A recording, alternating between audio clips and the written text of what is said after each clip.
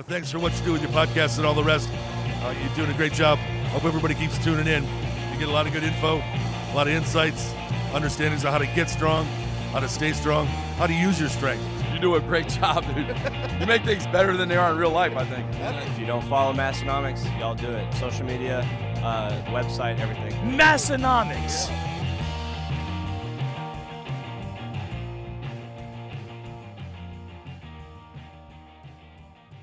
Leroy Jenkins. Let's do this. Welcome back, everyone, for episode 305 of the Massenomics podcast, the lifting podcast about nothing. My name is Tanner. And my name is Tommy. Do you know, I'm sure we've talked about the Leroy Jenkins. I think we probably brought it have. up 10 times for all I think we have to, yeah. I think at this point, we have brought everything up before. What year do you think that was?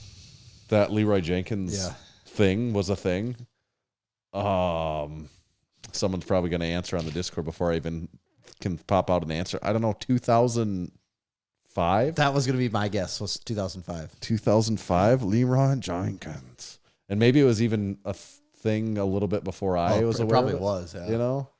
But it was certainly in 2005, that era, it was alive and well, right? I bet there's a lot of people that don't know about Leroy Jenkins, though, right? Probably. Like, if you're 25, do you know what we're talking about or not? Probably depends on how much you're into like video game culture and things now. But it's like that even getting like brought up in any. Well, we have one confirmation. It says 2005. Okay. Leroy Jenkins, a lost. A kind of a meme. A lost treasure. Yeah, I was gonna say. I don't even know if I should say meme. Yeah, kind of like a pre-meme. Yeah, meme, but yeah. Based from World of Warcraft. And just to explain it, so maybe there are people out there that don't know what it. Okay, someone in the Discord, Big Keith, just said he doesn't know what it is. So it was a screen pull or screenshot video. It was it was a group of, it was a bunch of guys playing World of Warcraft. Right. And so first you have to know what that is. If you don't know what that is, it makes things a little trickier, but it's just an online RPG. And I think they're getting ready to go fight like a big dragon, or it's like, and they're like strategizing and talking about what, and it's probably, it's judging by that screenshot, it's about 10 guys. So all their characters are there. They're strategizing. All right, you're going to do this. You're going to cast this spell. I'm going to be doing this. You're going to do this because this is a really intense battle they're about to do. Yeah. And they're getting all going. And then is it just out of nowhere? The guy, Leroy Jenkins. Let's do this. Yeah. And he goes running in and they're like, God damn it, Leroy. So, that's what I remember. Is like, God damn it, Leroy. Like, it almost feels like he's done it before. And I think like it all just falls apart. Like, that's kind of where the video sort of ends. Yeah. But that's, so was that guy's name Leroy Jenkins, do you suppose, then? I would assume, unless he was just saying a random name. Yeah, I've never really done the research on actually. I wonder what happened to that guy. Yeah. And I wonder if they won the battle. If Leroy Jenkins just took it on and he's like, fuck it, let's do this. Yeah, I would have think it probably fell apart if Leroy's running in there, but who knows? We'll never know. That's the sequel, I guess. Yeah. Leroy Jenkins, part 2. What happens 20 years later? Okay. You know what else is also good besides Leroy Jenkins? Hopefully you're going to say ads. Yes. Fusion Sports Performance Supplements. I'll be honest, I've seen everyone buying and using Fusion Sports Performance Supplements lately. It's kind of going off. It is. Like, it's coming across our Discord community, or just like Instagram in general. I'm constantly seeing people buying and ordering Fusion Sports Performance Supplements. People talking about trying as they should be. Yeah, absolutely. People talking about trying Mad Titan for the first time. You know, their pre-workout with little extra kick, or they've got their Super Soldier pre-workout. Talking about the flavors out there. A lot of some debate over what the best flavors are. Mm-hmm. And the only way for you to decide is to buy one of each and figure that out. Yep. They've also got their whey protein isolate. Not only does it taste great, it's got 27 grams of protein per scoop. 0 fat, low or no carbs, depending on the flavor. It doesn't contain any soy or gluten, and it won't cause any stomach discomfort. It's available in vanilla ice cream, frosted cinnamon roll, or chocolate of some sort. Most orders are shipped within 1 business day, and every Fusion Sports Performance product comes fully backed with a 30-day money-back guarantee. And I saved the best thing for last year. You can use our discount code MASS, M-A-S-S, and it'll save you a massive 20% on your order for the lifetime of your order. Does that make sense? Yes, it absolutely makes sense if you don't think about it. So go to fusionsp.net, use discount code MASS. Hooray! And if you're also familiar with how Massenomics ads work. That's a good qualifier there. Or the Massenomics podcast in general. Yeah, that also helps. Yeah. Well, Tanner, we have a full list tonight, as Yeah. always. It's colder than a witch's titty out there, Ooh. too. You know, it's not the cold, it's the wind that gets you. Actually, today it is the cold that gets you, too. There wasn't that much wind for once. But it takes just a nip of wind when it's this cold. I had to really get you. walk into somewhere for a meeting today, and I was holding some stuff in my hands, and all I thought was, wow, I can't believe how cold my hands are right now. So we live in the tundra here when it's like this. And I ask you this because I experience this myself a lot of times. How often do you actually wear like if you're like okay, well, like in that situation, it's like why am I not wearing what I should have worn gloves? I take the dog out to play a lot, so I always have gloves on there, and for walks. That's something that's changed recently in the last year or two. Started wearing gloves. I used to really tough it out. I'd be like, I got pockets. I'll figure it out. I'm not even at the point where I'm turning around home and my hands feel like they're gonna break and crack from the cold. I gotta make it all the way home still. And so like in the last year or two, I've gotten a lot smarter about wearing gloves when I leave for that stuff. But I still don't really like if I'm going to like meet with a client or go somewhere like just go to a store. I never have gloves in that scenario. Right. Some people are pretty religious about that, but I'm not. There's also a lot of people that don't even like wear coats still though this time of year, which is mind blowing. I never wear probably as big. Well, not never. It depends. If I'm doing something where I'm like, my task is going outside to work on something or to play, like I'm wearing my big heavy stuff. But a lot of times I wear coats that are way not the proper. I never liked babysitting the coat. And it's like, it's not really a relevant thing for my life anymore that I need to worry about babysitting the coat. You're not going out but I'm just like, partying at the bar. Right. I'm just programmed at this point that I don't like babysitting the big coat. No, I'm at the point last few years, especially where I've really started to not like the cold. So I've really upped my cold weather game in coats, gloves, hats, winter footwear. Yep. I've really evolved that. And it's a more comfortable lifestyle. A lot more things to keep track of, that's for sure. Babysit, if you will. There's a lot more babysitting involved, but comes with the territory, I guess. That's true. There's a little bit of a game that seems to be sweeping the nation in popularity. Have you noticed this at all, Tanner? What? Yeah, what is it? Wordle. Have you heard about this? I I saw it on Saturday Night Live sketch. Oh, really? It was like Trump doing Wordle, and I saw one thing on Facebook today that was the second time. So I saw the thing on there, didn't know what it was. Like to me, I'm like, oh, that kind of looks like jumble, like the jumble in the newspaper. And then I saw someone else post something on Facebook today, like, oh, I finally found where you play Wordle. And that was the confirmation. Okay, this is a thing that I don't know about. So just today I realized. First, I have no idea what you're talking about with the jumble in the newspaper. Oh, I have no idea what that is. I don't know. I'm not even going to attempt to describe it. I don't play the jumble. I play the cross. I know you do crosswords. I play crossword puzzles from the newspaper. I have no idea what the jumble is. Yeah, I don't know either. But I don't play the game either. I've just been aware of what this is in the last couple days. It does seem to be one of the fastest growing games. Weird thing. There is no app for it. You just go to a website and play it. So because what the exact phrase I saw by someone on Facebook was, I finally found out where to play Wordle. And there's also, when you type in Wordle on the App Store, you get a ton of games that say Wordle or some variation of it that are not Wordle. None of them are Wordle. Yeah. So, but it is. Have you played it? I have not. My wife's played a little bit because I think she kept saying like she was seeing things on like Instagram or TikTok of people talking about it. I didn't see anything on Instagram. I don't really go on TikTok, so I was out of that loop. But now that she made me aware of it, I've also noticed it popping up in way more places too. So should we have a Wordle meme? Actually, we probably should. Yeah. We probably should. I think that's a good idea. So I believe though that the guy that made it, the really quick scanning I did is the guy made it as like a gift for his girlfriend, this game, and just made it as a website. And it looks like the New York Times recently purchased it for the supposedly low 7 figures. Really? So not a bad. That's over $1 million. Not a bad payday for a little game to put together quick. No kidding. Huh. We should do that. I have to look into that. Yeah. But it does have a distinctive look, so you could definitely make a meme. It's kind of like jumbly. Yeah, there'll definitely be a meme of this. I feel like by the time this episode comes out. I just have to actually understand the game so you can like. It's just it's like 5 letters, and you just have to. You Like- have like 5 turns to guess what letter. Like it'll Yeah. light up like if You got a letter in the right spot. or Yeah. like if the letter's there at all. I think it's one color if the letter's in the Okay. puzzle and another color if it's in the right spot. Okay. And you get 5 times to enter the word in. Okay, so you could get it on the second one. You could, yeah. but You where, could what's your technically get it on the starting first- point? Do you get all?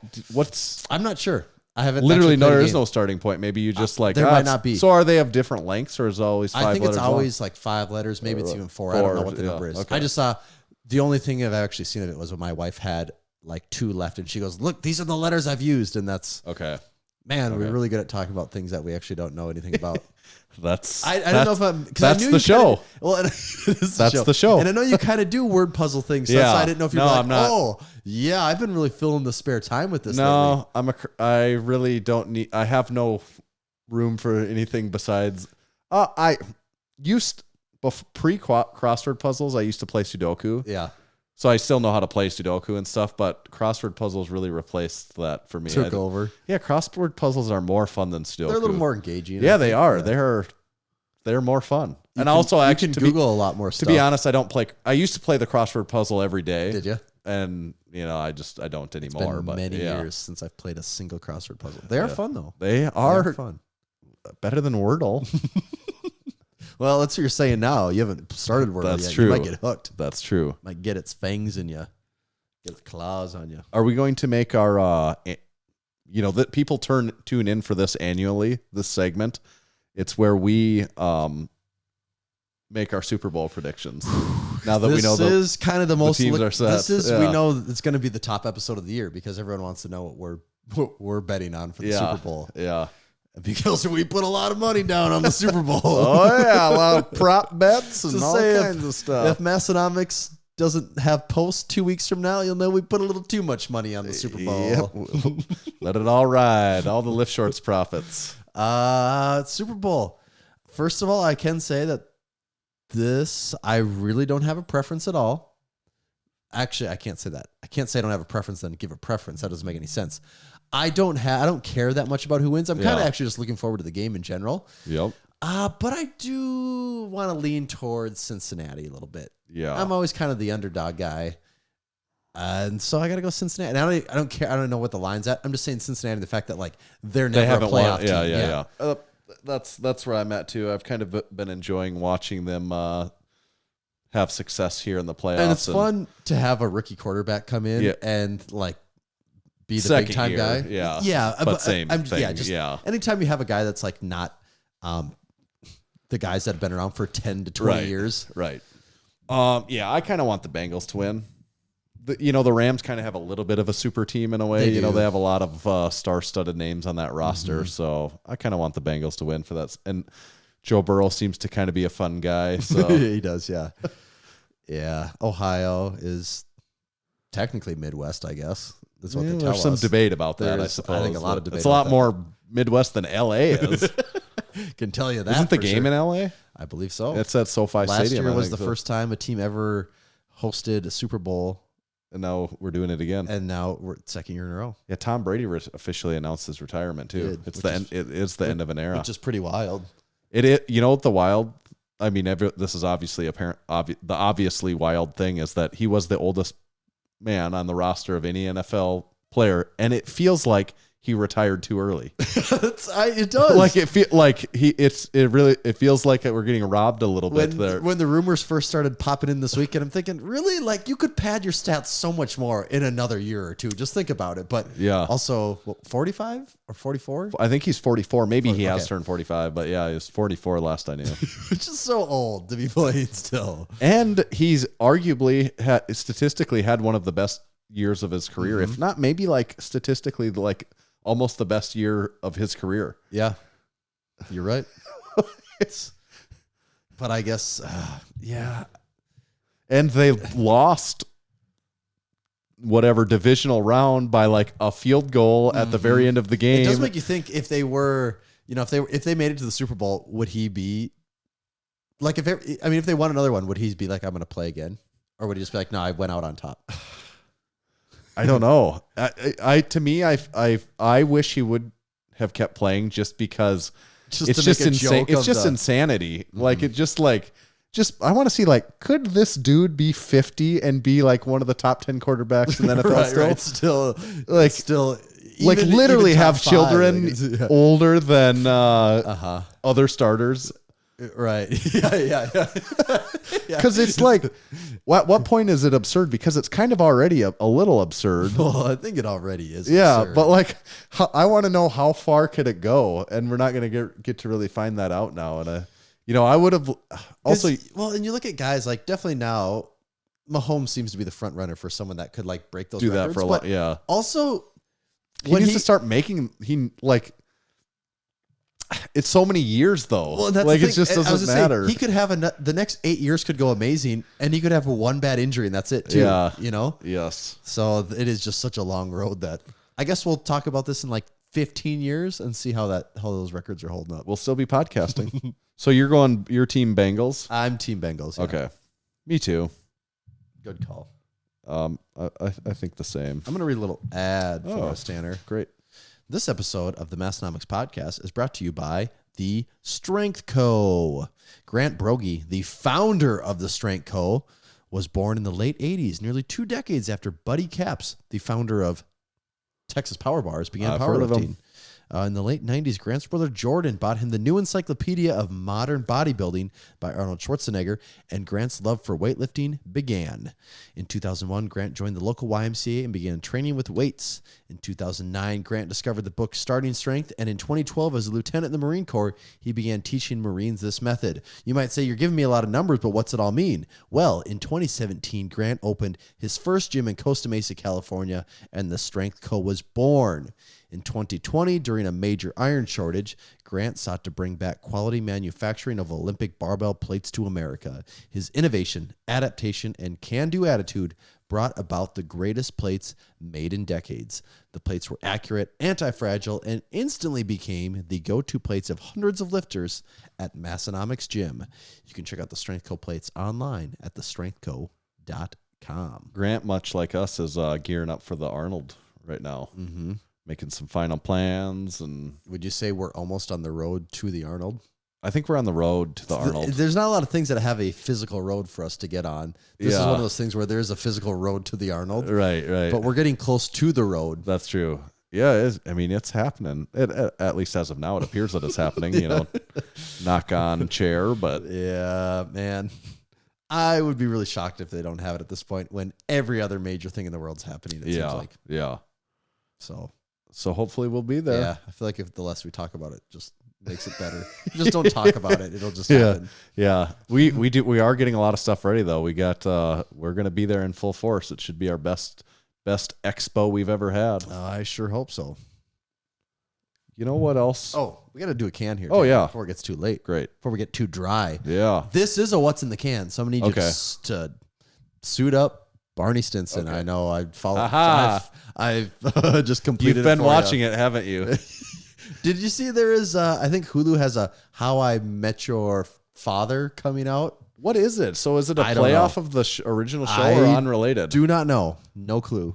Is Barney Stinson in it? I think he's the only person in it. I think he's all the actors. Do you suit up in it? Probably. Do you have a koozie over there? Oh, yes. Okay. Oops. Oh, here we go. Better koozie this up for you. Hate to get your hand colder than what it needs to be. Oh. All right. There you So go. this is a cold beverage. It's getting hints It's here. a chilly one. Okay. I'm going to give it a crack. Here I like to give it the sniff test. go.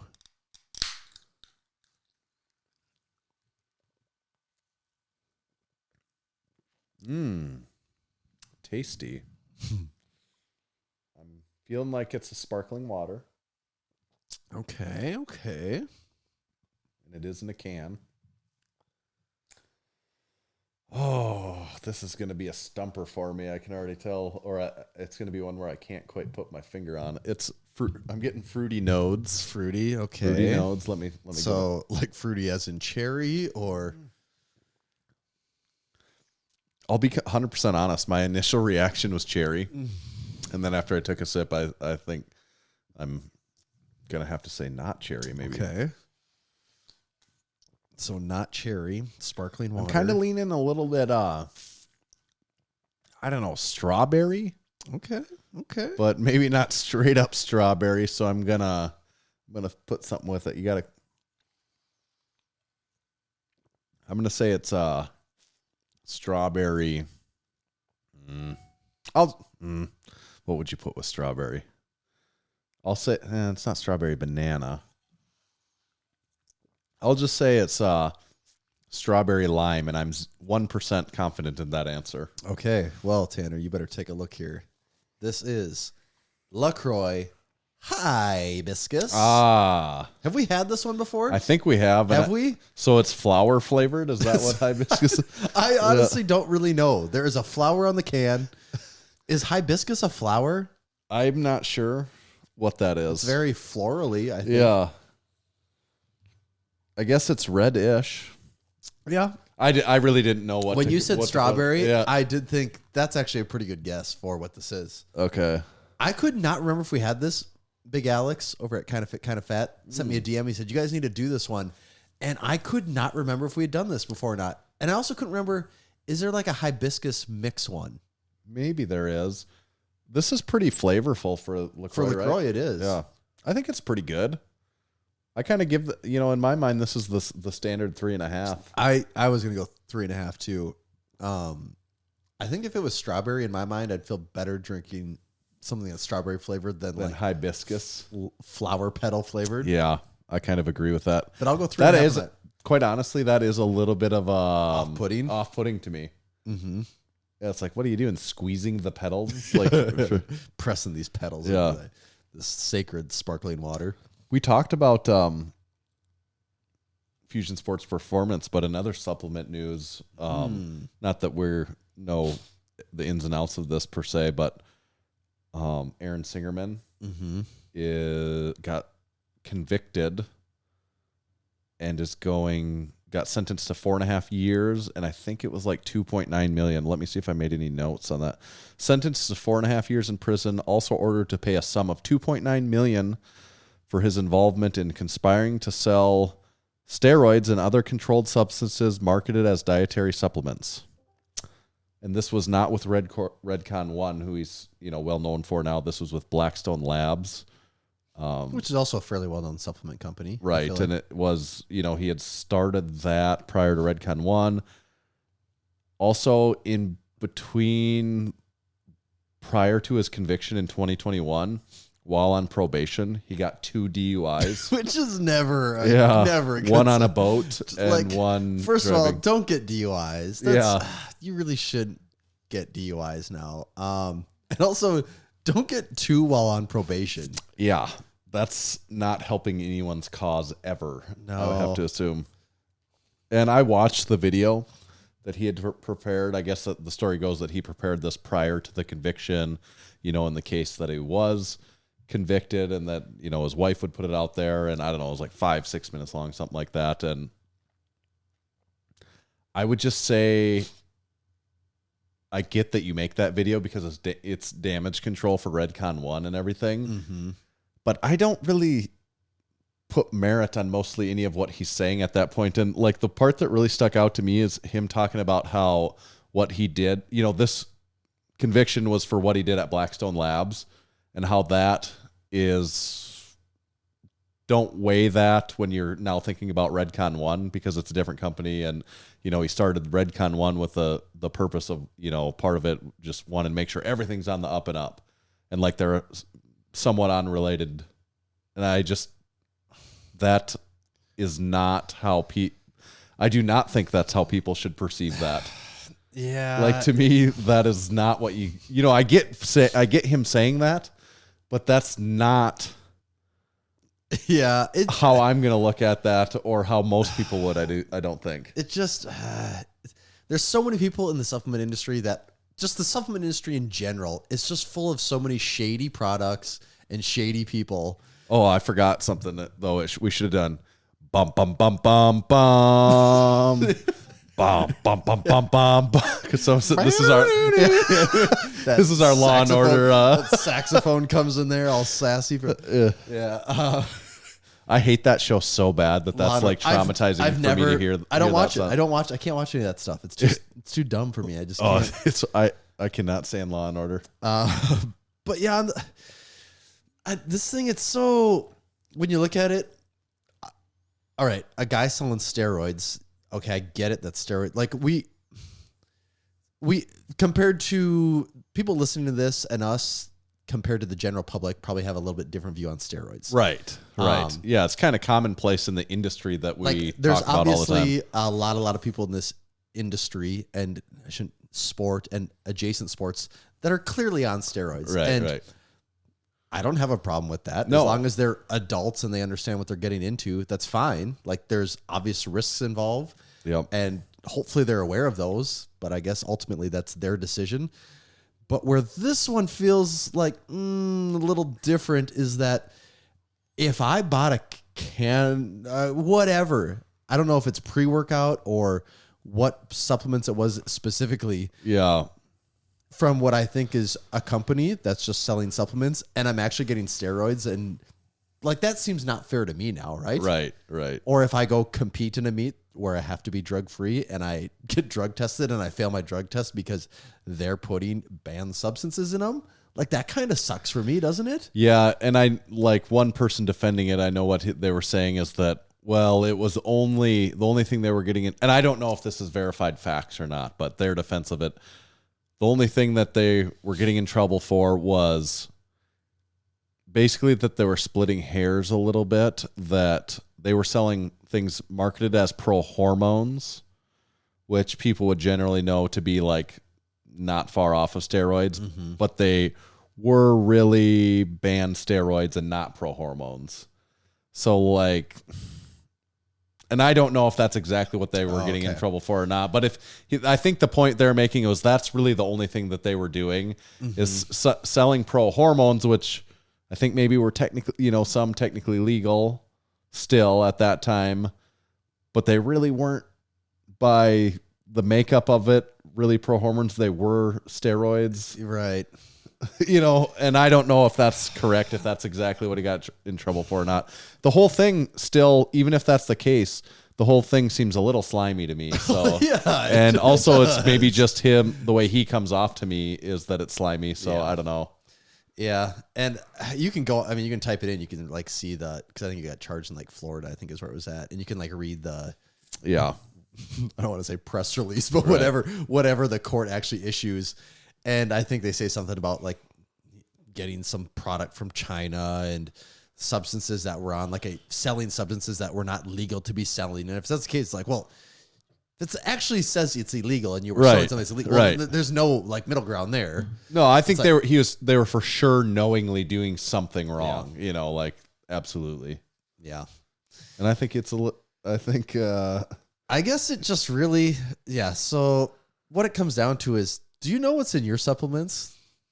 Because if you did, use Fusion Sports Performance, you always will. You wouldn't have this problem. That's true. That's exactly right. And maybe also, if you want to do steroids, just do steroids. That's true too. Yeah.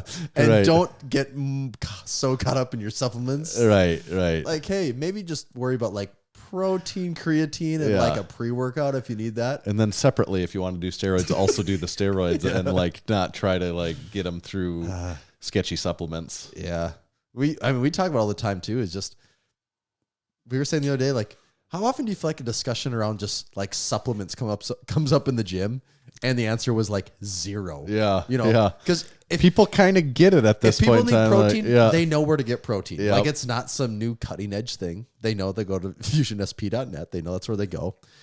And exactly. if people need a pre-workout, a lot of guys just like, they just get coffee or an energy drink. Or if they want pre-workout, they also go to Fusion SP. Yep. And then if you need creatine, I guess you just go to wherever creatine is. Just don't get anything weird and crazy. Yep. And that's kind of supplements nowadays, right? Yes, that's to me. Also, too. we're not necessarily we're not in a commercial gym with a bunch of 19-year-old lifters who are super into that, like the supplement game too. Right. So we're, probably not as exposed to it as some people are out there. We're maybe a little sheltered from. I feel like when I hear people passionately talking about like supplement stacks, it's like people that are 19 years old, right? Yes. Like, I mean, guilty as charged when I was 19 years old. Like, yeah, way more, you put way more emphasis on it when you're younger because it's like that feels like that's the shortcut. And then it's like, oh wait, that really is a very sliver of the percentage at the very end of the piece of pie. It's more so the me not getting sleep and not eating and not training properly. Maybe I should do those things. And like drinking 4 days right. a week. Like, yeah. Heavily. Yes. Yeah. Those are the things that hurt. That's not what's holding you back. It's your supplementation is what's screwing you over. It's one piece of the stack, off. That's exactly what it is. What about a little supporting our supporting members? Oh, segment? yeah. How do you feel about that? Let's do it. Or do you want to hear an ad first or supporting our supporting members first? Let's support our supporter members. Okay. So this is a little segment of the podcast. It's relatively new. I'm going to keep saying it's relatively new for like months and months. Well, that's kind of like years. its marketing thing. Yeah, it's kind bill of it as being relatively. It's one of the newer segments of the podcast. It's growing, and when you talk about a podcast that's had hundreds of episodes, anything's kind of relatively new. It's not. We didn't start in episode 30, so supporting our supporting members. So our supporting members, you might be listening and saying, "Who the heck are the supporting members?" Well, it's this group. You can become one also.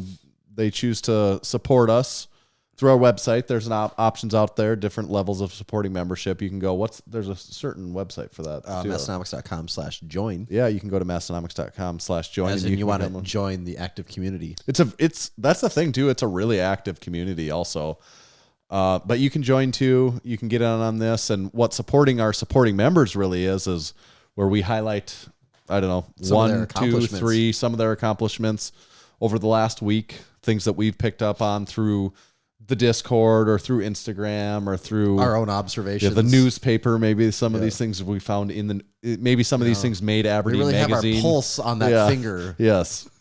Pulse on that finger on that pulse. Yes. Pulse on that finger. I got that definitely mixed around. So here's a couple that we noticed this week. First one on supporting our supporting members. This was Big Johnny POV_strong. Big Johnny hit a PR deadlift of 675 pounds. Big 7 plate deadlift. Damn. And I think it looked like it was in the gym. I wonder if maybe it was some sort of like unsanctioned little deadlift event. 7 plate club. That's a pretty elusive club there. That's a good one. That's your average Joe isn't deadlifting seven plates. No. Your elite Joe a lot of That's times true. isn't deadlifting 7 plates. And then the other one on supporting our supporting members that we had here today, I don't think he's on the Discord here right now, but it's Big Mason. Massenomics. Yeah, Big Massenomics, actually of Massenomics Gym, also a supporting member. He competed in a strongman competition, his first one ever. He competed in the heavyweight novice class. It was in North Dakota. What was it? Winter Strongman. I can't remember the name of it exactly. I can't remember either. I think it's Edgar's House of Pain that puts it on. Okay. Trophies are pretty cool. Trophy was really cool that I saw. I think it was Edgar's House of Pain, like the Winter Classic. Maybe that's what it's called. Something like that. Winter Classic. And it looked like a big. I think they said there was like at least like 50 people there competing. It looked like the venue was pretty good too. Yep, looked like it was. Looked really cool beans. Actually, and I think Mason ended up getting 4th in his heavyweight novice class. But actually, like you think novice, maybe it's a bunch of people that aren't that strong. No, that group of people was all very strong in the novice class. Like Mason deadlifts over 600 pounds, benches 400 plus pounds, squats like 500 or 600 pounds. You know, he's a very strong man, and he got 4th in his and a big fella too. Yeah, his license plate does say big fella on it, and we wanted to highlight specifically Mason from that competition because he is a supporting member. None of his training partners. There may or may not have been other people from the gym competing in that competition that may or may not have placed differently, but you'll never know. Yeah, we cannot speak of that because they are not supporting members. And this segment isn't called supporting our not. There is people that aren't. This isn't called supporting people that aren't supporting members. This is called supporting our supporting members. People that know supporting members. No, that's not enough to get you in the club here. It's members only. The old members only jacket. So good job, guys. Those are impressive performances. So if you want to get on supporting members, first thing you got to do is become a supporting member. Then it might help to take that opportunity to join the Discord, which only supporting members can do. And then talk about yourself a little so we know what's going on. Throw a few that, you don't have to brag about yourself, but maybe be like, hey, here I see there's a conversation headed towards something that's kind of relevant to what me and what I've been doing. In passing, you say, here's this thing I did. And then that's how you end up on supporting members. That's all there is to it. Yeah. Okay. Now I want to tell you about Hybrid Performance Method. It's your solution to strength. No BS training, nutrition, and education for the hybrid athlete. You get access to proven training programs that have delivered life-changing gains and podium finishes for thousands of people. Take your training and nutrition to the next level. Get a personalized nutrition plan plus a dedicated coach in your corner, helping you navigate your nutrition journey. Head into every workout and every day knowing that you will be challenged and end the day better than when you started. Visit hybridperformancemethod.com and make sure to follow them everywhere at Hybrid Performance Method. Join the strongest team on the web today, and when you do that, make sure to use our discount code there. Of course, the discount code is MASS, M-A-S-S.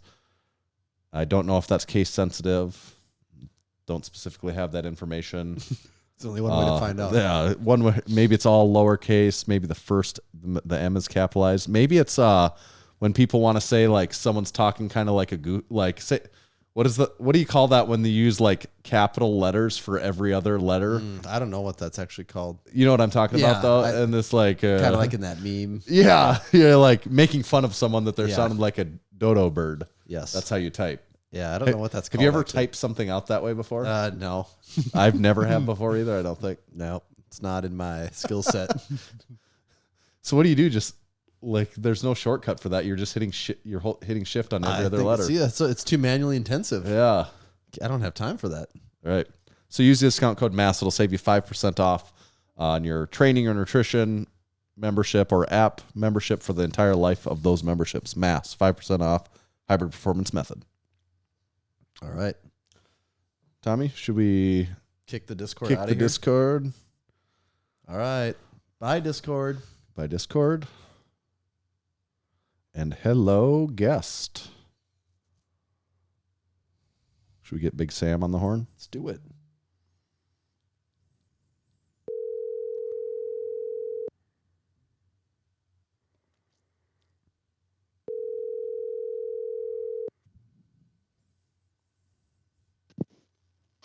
Oh, hello, friends. Big Sam, is that you? It sure is. Welcome to the Massenomics podcast with Tanner and Tommy. What's up, I Sam? am so excited. I am so excited. I saw that number from Aberdeen. I was like, there's only one posse that I know can be calling me at this hour. So on your phone, did it show up as Aberdeen or Western Northeast South Dakota? Oh, I double checking. Western Northeast South Dakota. Good. Sorry, I read that wrong. My reading isn't that good. We've written some strongly worded letters about getting that switched, so glad to see that that's how it shows up now. We're not sure how familiar you are with podcasting. Do we need to go over the rules at all, or? Yeah, this is where I just don't let you guys talk for like an hour, right? I just talk at you. Well, that's what some people do. Yeah, I've felt that before. Yeah, some people do that. Some people refuse to talk, actually. Which is the silent treatment. Yeah. That's good. Somewhere in the middle is probably where we need you to be, though. Oh, like a ping pong match, right? Back and forth. Yes. Yeah, exactly. And that's a joke, obviously, because you're a guy that knows his way around a good podcast, obviously. Yeah.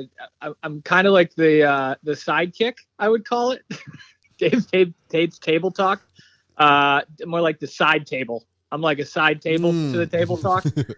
But you're not at the kids' table. You're right. Actually, fun fact about that, Dave never told me the table was so high. And the first episode, if you look back, it looks like I should be at the kids' table because I'm like up to my neck at the table. So, but you guys are sitting, aren't you? We are. Okay. Yes, so did you just have to get a higher chair? So the chairs only go so high. So it has like these, I don't know the scientific term for the risers, but they look like hemorrhoid cushions that we just kind of stack up, which is, quality. It works. It's really good. No, and Table Talk is obviously we're big fans of it. We have been for a long time, and it's gone through I don't know, some changes over the years. I'd say it's gone through some different formats, maybe even. When did you come on?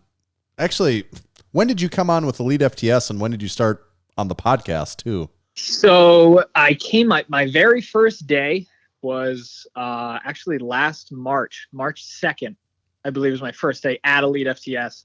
And I think the Table Talk podcast started back up in April, I believe. That was when Dave, I think, knew my name finally and figured it would probably be a good time to put me on the internet more. So prior to that, had you had really any experience doing a podcast or any like long form content like that? You know what? Like it's funny. I've been on podcasts before, obviously much smaller ones, and none of which anybody really listened to. But my interview for EliteFTS was I had to jump on like a fake podcast with Dave, and hopefully it never gets seen or heard because it was terrible. That's kind of a cool interview. Yeah, that's an interesting idea. Yeah. So the first half of the interview was sitting down with Dave and Tracy, the two owners of the company. And then the second half of the day, they're like, all right, here's the media team. Go make videos. And you have 2 hours to prepare for a podcast with Dave, and go. I was like, oh, cool. This is great. I'm not panicking at all. Well, it obviously went better than maybe what you're picturing because you got the job. Yeah, it was funny. His wife was like, "You need to really, bust Dave's balls a little bit more on the show," but we really liked it. Okay, we can do that. So what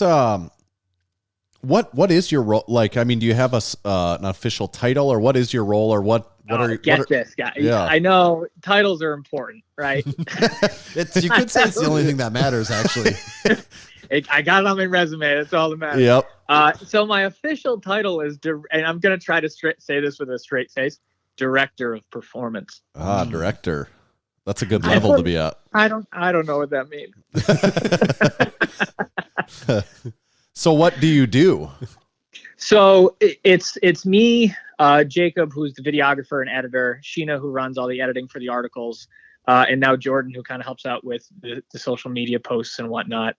But together we form a giant robot that create content for EliteFTS through YouTube, bringing in guests for the podcast, social media posts, like anything that has to do with content or the production or the editing or the creation. It's kind of a little bit of everything. Like today, for example, we had Matt Mills and Brittany Diamond down. They'll be in tomorrow as well for the podcast. And we were just shooting videos the entire day. I think we shot like 15 or 17 videos through the entire day. So there are some days where I'm filming, other days where I'm, I guess I would say, hurting the amazing commenters on our social media. Dealing with that, answering a ton of questions. I get a lot of emails from people just like in the community asking questions, and actually like sending like full form videos in about like critiques and stuff. So I'll actually do that. But then also people send weird pictures in. So like I've gotten some really weird ones. They're like, "How's my posing?" I'm like, "Dude, that's a lot of inner thigh. Like, it's not what I want to be doing." But essentially just community management. It's a little bit of everything because it is a small company. I don't know. I mean, we kind of play big, but there's only like 9 of us in the office, I think, total. So it's like I'm yelling across the room at the sales guy, Matt Goodwin, and I'm like, it's just chaos sometimes. And it's a small family company, right? So a little bit of everything. During the busy season, I was packing orders in the back. I was probably packing them wildly incorrectly because the next day, like, "No, I think we're good. I think we're all set. We don't need your help." You go back to like saying stupid things in front of a camera. Yeah. What's it like working with Dave? Like, how would you describe that to someone? You've probably been asked that before, I guess, but I've been asked that, and I've been asked that quite a bit. Yeah. And you guys had him on the podcast. Oh, yeah. last year, didn't you? Yes, Yeah. and which was great. We were so pumped for that opportunity, and I think, and in my opinion, no surprise. It's actually kind of the same way when we go to talk to Dave, or we go to talk to you, or when we go to talk to anyone that's used to specifically podcasting, especially, but any form of conversations like this that's recorded. They're always like the easiest podcasts ever because it's just people that get what's going on, even if they don't get our podcast perfectly, it doesn't matter. They give an answer that's more than 3 seconds long. Right. They provide some context to their answer. Yeah. What do you mean? What do you mean? Wait, we're recording this? Wait a minute. Wait a minute. But yeah, we loved getting Dave on. I think it was a great episode too. Yeah, it's funny. I mean, we just recorded a podcast with Chris Bartle, who's our new sales guy, and Matt Goodwin. I listened to it. Yeah. Do you listen to it? And Yep. so when we're saying that, like, Dave will go into his office and not really say anything for a couple days, it's like, oh shit, is he mad? But he just does his own thing sometimes. He is a lot more introverted than I think people think. They probably think he's just like yelling, screaming, swearing, and like training all day. But like, there's actually a business to run, and he does a lot of work in his office, and he just you just hear his keyboard clicking away. Especially during the busy seasons, it's like, is Dave here? We'll just like look in his office and go, yep, okay, he's still breathing. We're good. He's still where he needs to be. Yeah. But overall, I mean, it's been such a cool opportunity to. I mean, I was a fan of EliteFTS for years, even before getting this opportunity. So to be able to like sit at the table talk table, and like now I get to interact with everybody on the EliteFTS team, our coaches, all the guests we bring in. I get to bring in new guests and kind of be that the connection between the audience and the amazing minds and athletes that we have in EliteFTS is great. But especially with Dave, I mean, I remember the first week after he remembered my name, he sat me down and we just kind of talked about training philosophy. We kind of he just wanted to get to know me a little bit more, and we would meet like probably once a week just to kind of shoot the shit, talk about training, and kind of get to know each other. And now we just do that on the table talk, which is actually kind of perfect.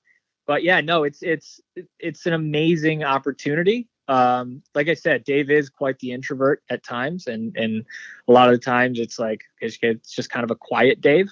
But when he's in the gym, when we train together, and it's an amazingly awesome opportunity to just live and kind of just participate in this. I'm still blown away. Like, I just like think about it. I'm like, holy shit, I've been doing this for a year. It's unbelievable. First off, I can't believe I'm still in Ohio. Like, what the fuck, man? But it really is an amazing experience to be part of the team and to be able to call myself a member of the team EliteFTS, and especially working with Dave. It's crazy. Where were you prior to Ohio? Or are you from there? Man, I was in Rhode Island, a really sassy little state. I don't know if you've heard of it. Yeah, our friend Brandon Diamond, our one Rhode Island friend. Yeah. Yeah, he was actually my neighbor. There's actually 7 people in Rhode Island, and I knew him. That was good. You'd go in his basement when he wasn't home and get a lift in. Yeah. Well, he ended up selling me like my garage gym with like. Because he's like an internet rich guy. Yeah. So he has all this shit. And he was like, hey, Sam, do you want to buy it? You're one of the only people in Rhode Island here. So I figured I might as well sell it to somebody local. Oh, did you really buy some of his stuff? I really did. Oh, okay. I like bought my garage gym setup from him. So do you have like that blue rack, that blue power rack that he used to have? No. Okay. I'm gonna get torched when I say this. I'm gonna get absolutely torched. Fuck it. Here we go. I bought his Titan rack. Oh, yeah. Yeah, it like hurts to say that now. Yeah. But it was a different time then, I suppose. It was a different time. I don't even know. Like, that wasn't even real. Like, that was just fake life. But no, I was actually in Rhode Island working as the director of health and wellness for a corporate wellness facility, running a gym and a health center for Citizens Bank, which was their headquarters up there. Holders of my mortgage. Yes. I know. Damn them. Yep. Taking all your money, Tanner. Yep.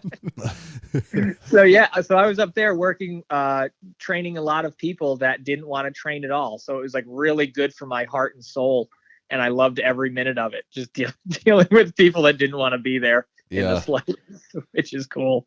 But I also had my athletes after that, and had some clients on the side as well. But yeah, pretty much just training and working in the health and wellness facility. So then, were you always like, were you pretty familiar with EliteFTS? Were you kind of always keeping an eye on them, or how did you become aware of this job opening? I was that annoying guy at seminars that was like awkwardly waiting until everybody talked at the end. And I was just like standing in the outskirts of the crowd, just like, yeah, I'm part of this conversation. Yeah. But like, so like, it was funny because like Dave and I met probably 3 or 4 times prior to me being hired or even applying for this position. And he still had no idea who I was. And I'm like, yeah, I'm in. I got this. This is so good. Yeah. But I went to quite a few seminars for Elite. Actually, my coach, Matt Mills, at the time is still a columnist for Elite.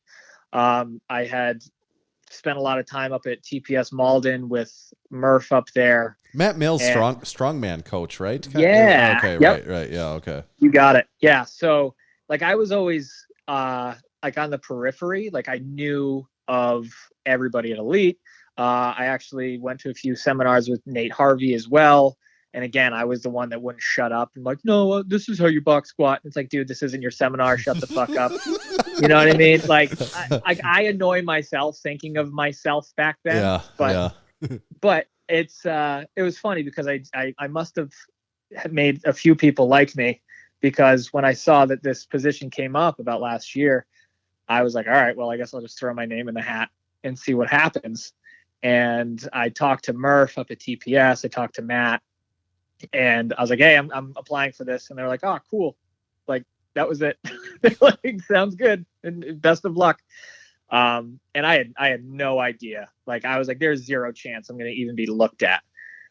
Then the next day I ended up getting a call from London, Ohio. Yeah. And I was like, well, this is where I shit my pants. Yeah. Like, this is where they tell me no. But Tracy called and said, hey, we want to do a phone interview with you tomorrow. Are you free? And I go, yep, I'll just quit my job now. I will I just quit now, right now. I just quit right now. So I ended up having a phone interview. And I mean, as you guys know, like once you get Dave talking, he's just going. Yeah. Like he will just keep going and going and going. And like the phone interview happened. They talked at me for a while, asked me a few questions. I asked a few, I guess, appropriate questions to Dave, and he just went off for about an hour. And then was like, all right, we'll be in touch. I'll see you later. And then like quickly hung up. And I'm just sitting there like sweating, just like looking around. Like, what the hell just happened? And then a couple days went by, I heard nothing. And then they wanted to fly me out and say, hey, we want to do an in-person interview. And I immediately go, you know what? I don't care if I don't get the job. I got the in-person interview, right? Yep, like they just spent money on me. I might as well be a sponsored athlete. Yeah. Put it on my resume. Yeah. I was like, I got told no in person.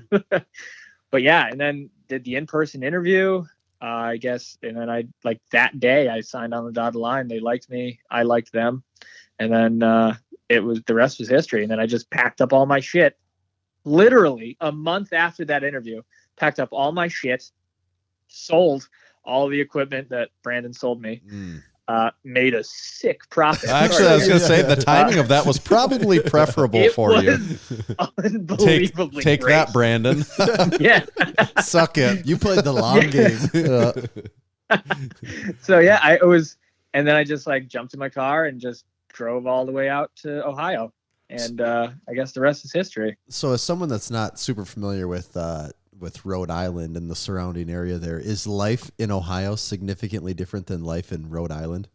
Yes. Life in Ohio, people are much nicer. Rhode Island, they're a little spicy. They're a little sarcastic, a little spicy. The whole New England thing. It's like Yeah. everybody's a Patriots fan. Like everybody's kind of loud. It's like you think they're yelling at you, but that's just how they communicate. Yeah. I don't know. It's just it's different. But I kind of like it because the first thing I thought when I moved out here, I was like, am I talking too fast? Or is like there like a 3-second delay? Yeah.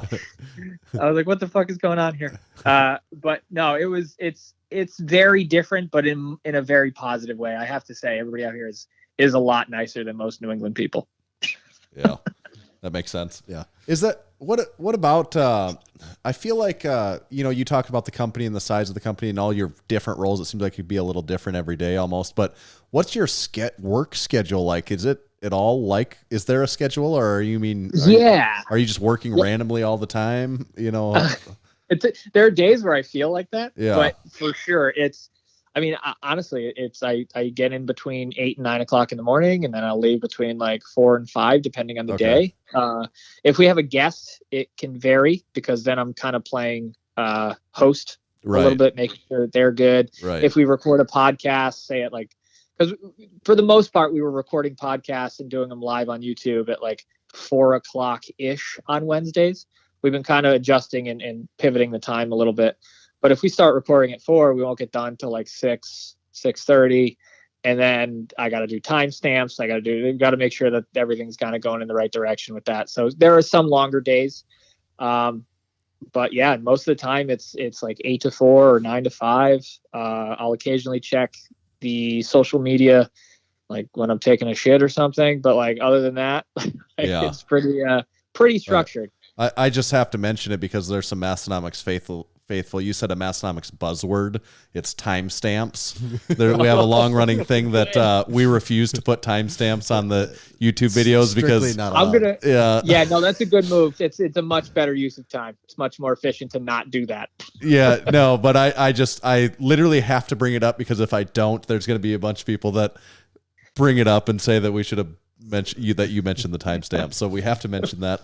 And then what about, so you train there? I mean, is that your, okay. So do you ever have a hard time? Like, are you ever torn? Like, this is my training time, but maybe something comes up and I need to work, or are you able to kind of unplug from that and really just train while you're there when it's training time? So usually what happens is our training schedule is Wednesday, Thursday in the evenings, and then Saturday and Sunday. So right in the morning. So I'm honestly at the compound 7 days a week. Yeah. But it's just what it is. But for example, if we have guests or something out, I may have to work, on the weekends, making sure that they're all set. But no, I'll usually leave the building, like on a Wednesday or Thursday. I'll leave the building, go around the block. I'll drive around the block, and he'll come back in just so I can like leave. Yeah. Reset. Right. No, I just get that. kind of reset. Yeah. But other than that, not really. I mean, because it does have like different vibes, right? Like on the weekend, it's a much different vibes than it is just like on a Monday at 9 o'clock in the morning, So it's really, really cool to see that as well, because we don't really know who's going to be there on the weekend. Sometimes we have different lifters coming in, we have different groups coming in, and it's kind of a wild and crazy adventure at times. Cool. So you have, I would assume in the past year have got to meet quite a few people that you probably didn't anticipate meeting in a normal year. Everyone has kind of this different personality and like the way they brand and present themselves online. Has there been anyone that meeting them in person, you've just been really surprised by, like in the way that they actually are in person versus how they are online? Well, it's funny because we had Juji Mufu come out a few times, and like from the outside, it's like, oh, he's like silly all the time, and he's like jumping around, and like he has like a flamingo and a horse mask on, and setting shit on never fire. any clothes. Yeah. Never, like the excessively lack of clothes there. That was definitely a thing. But he is probably one of the smartest people that I've ever spoken to in terms of marketing, in terms of execution, in terms of just even the scheduling of the types of videos he's going to do. He's one of the most intelligent businessmen that I've been able to speak to during my time at Elite. And man, I have to say, like, we have genuinely become really good friends because him and his wife are just like the coolest people. And man, if you can ever get him on the podcast or get him down to your area, man, like do it. Because he we've really mentioned is it like to one him of those- before. There's some interest. We hope to make it a real thing one of these days. Well, yeah, I can We have twist his leg or make him do a backflip or something. Yeah, you think maybe sometimes it's a hard sell to get people to come to London, Ohio. Just imagine the Western Northeast South Dakota. Well, you guys just have a certain amount of flair that's like attractive. True. You know what I mean? Yeah. Yep. North Dakota flair. That's what we tell ourselves. Yeah, that's what we like to think. Yeah, no, Juji was an absolute gem to work with, the utmost professional, and I've learned so much from him. But the coolest thing is the last time he came, he was like, "You guys have been killing it on YouTube. Like, what have you been doing?" And I'm like, "Wait, what?" I was like, Yeah. Excuse me. But he's always trying to learn. He's always trying to, incorporate new things and connect with new people. And yeah, it was an absolute pleasure. And I'm glad that he's going to be coming back here potentially in the next few weeks. Well, it doesn't surprise me at all to hear you say that, because I don't think anyone like in this space or even in anything really, but finds that much success for that long of a period of time and is a dumbass. Yeah.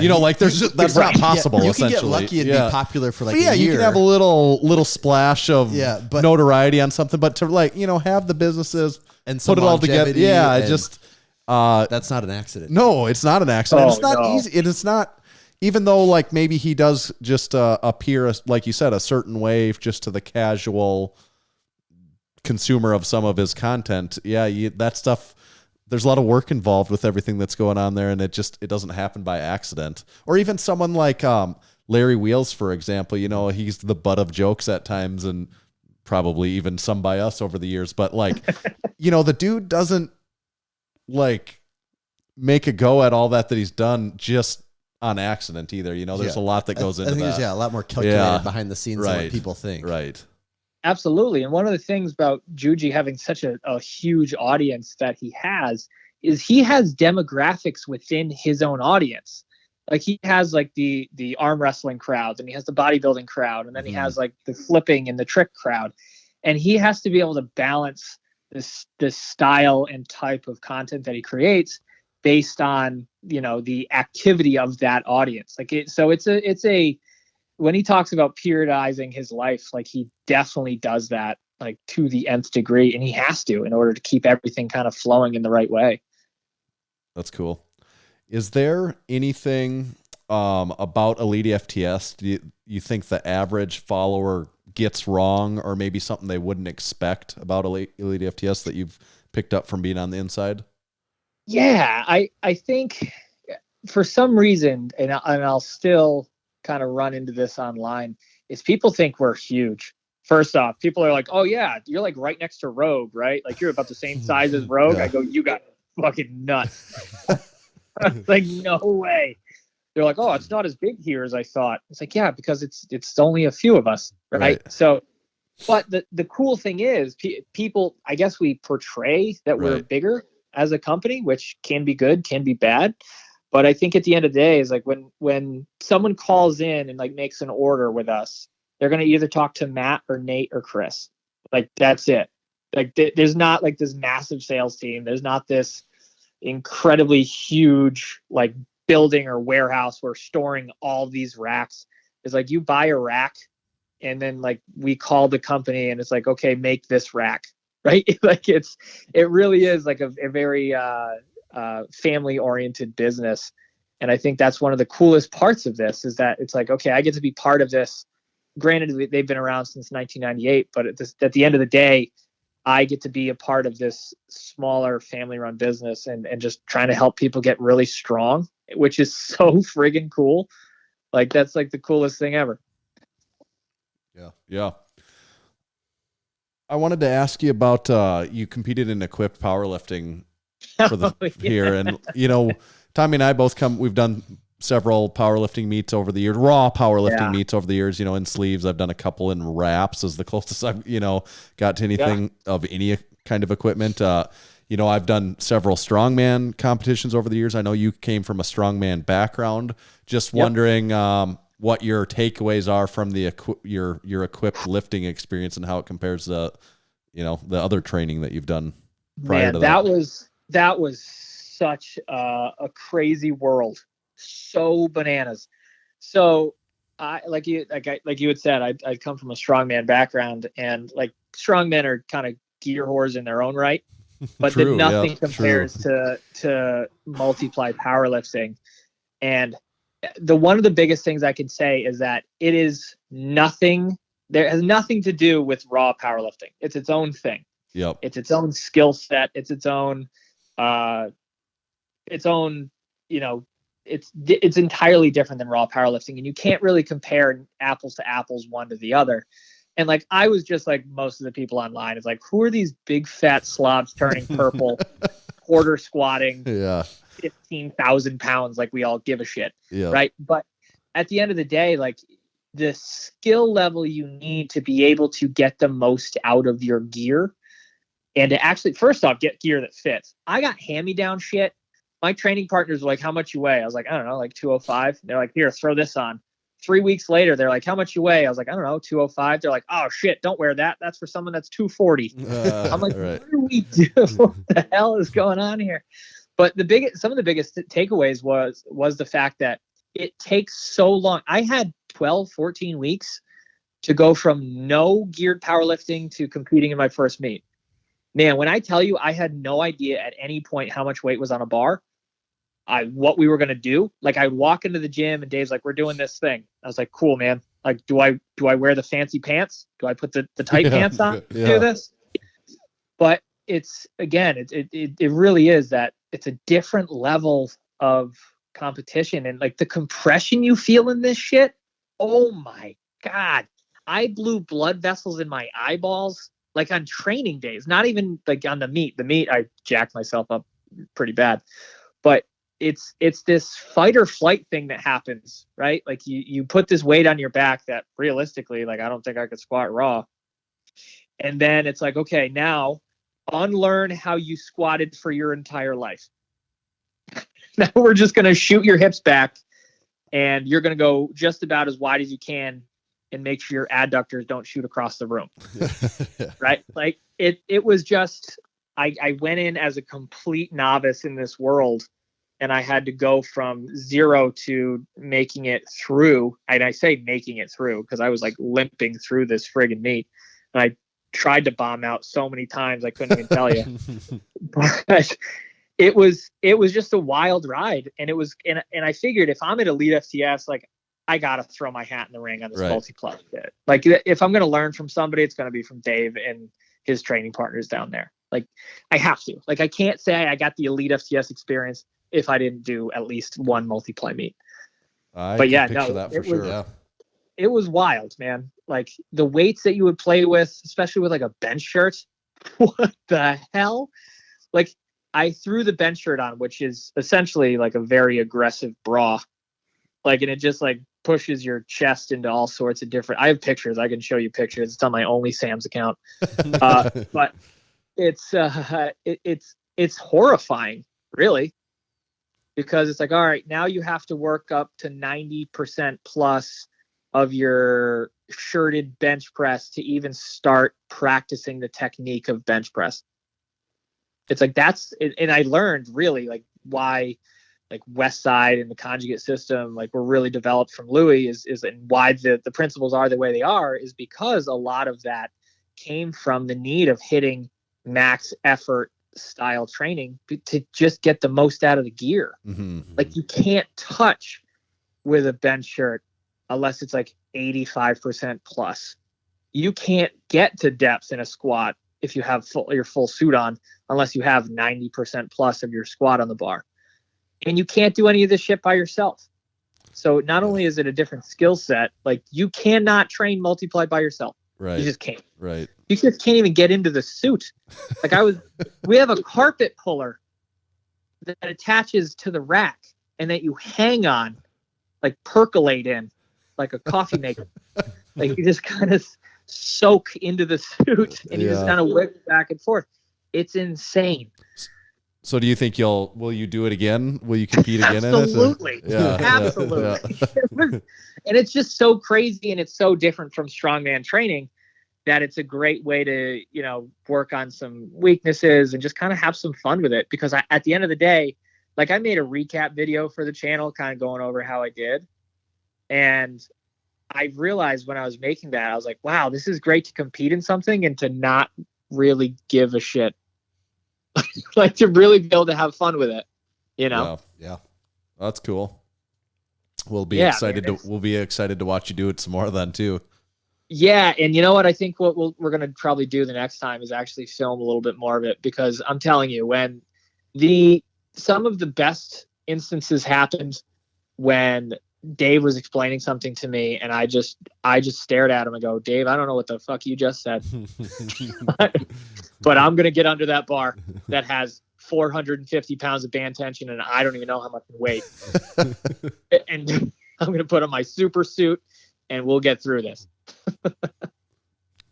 Big Sam, we've got this little game we like to play. I'm not sure if you're familiar with it or not. It's called Overrated, Underrated, and we play it with every guest, and we've got a special Big Sam set of topics that are handpicked just for you.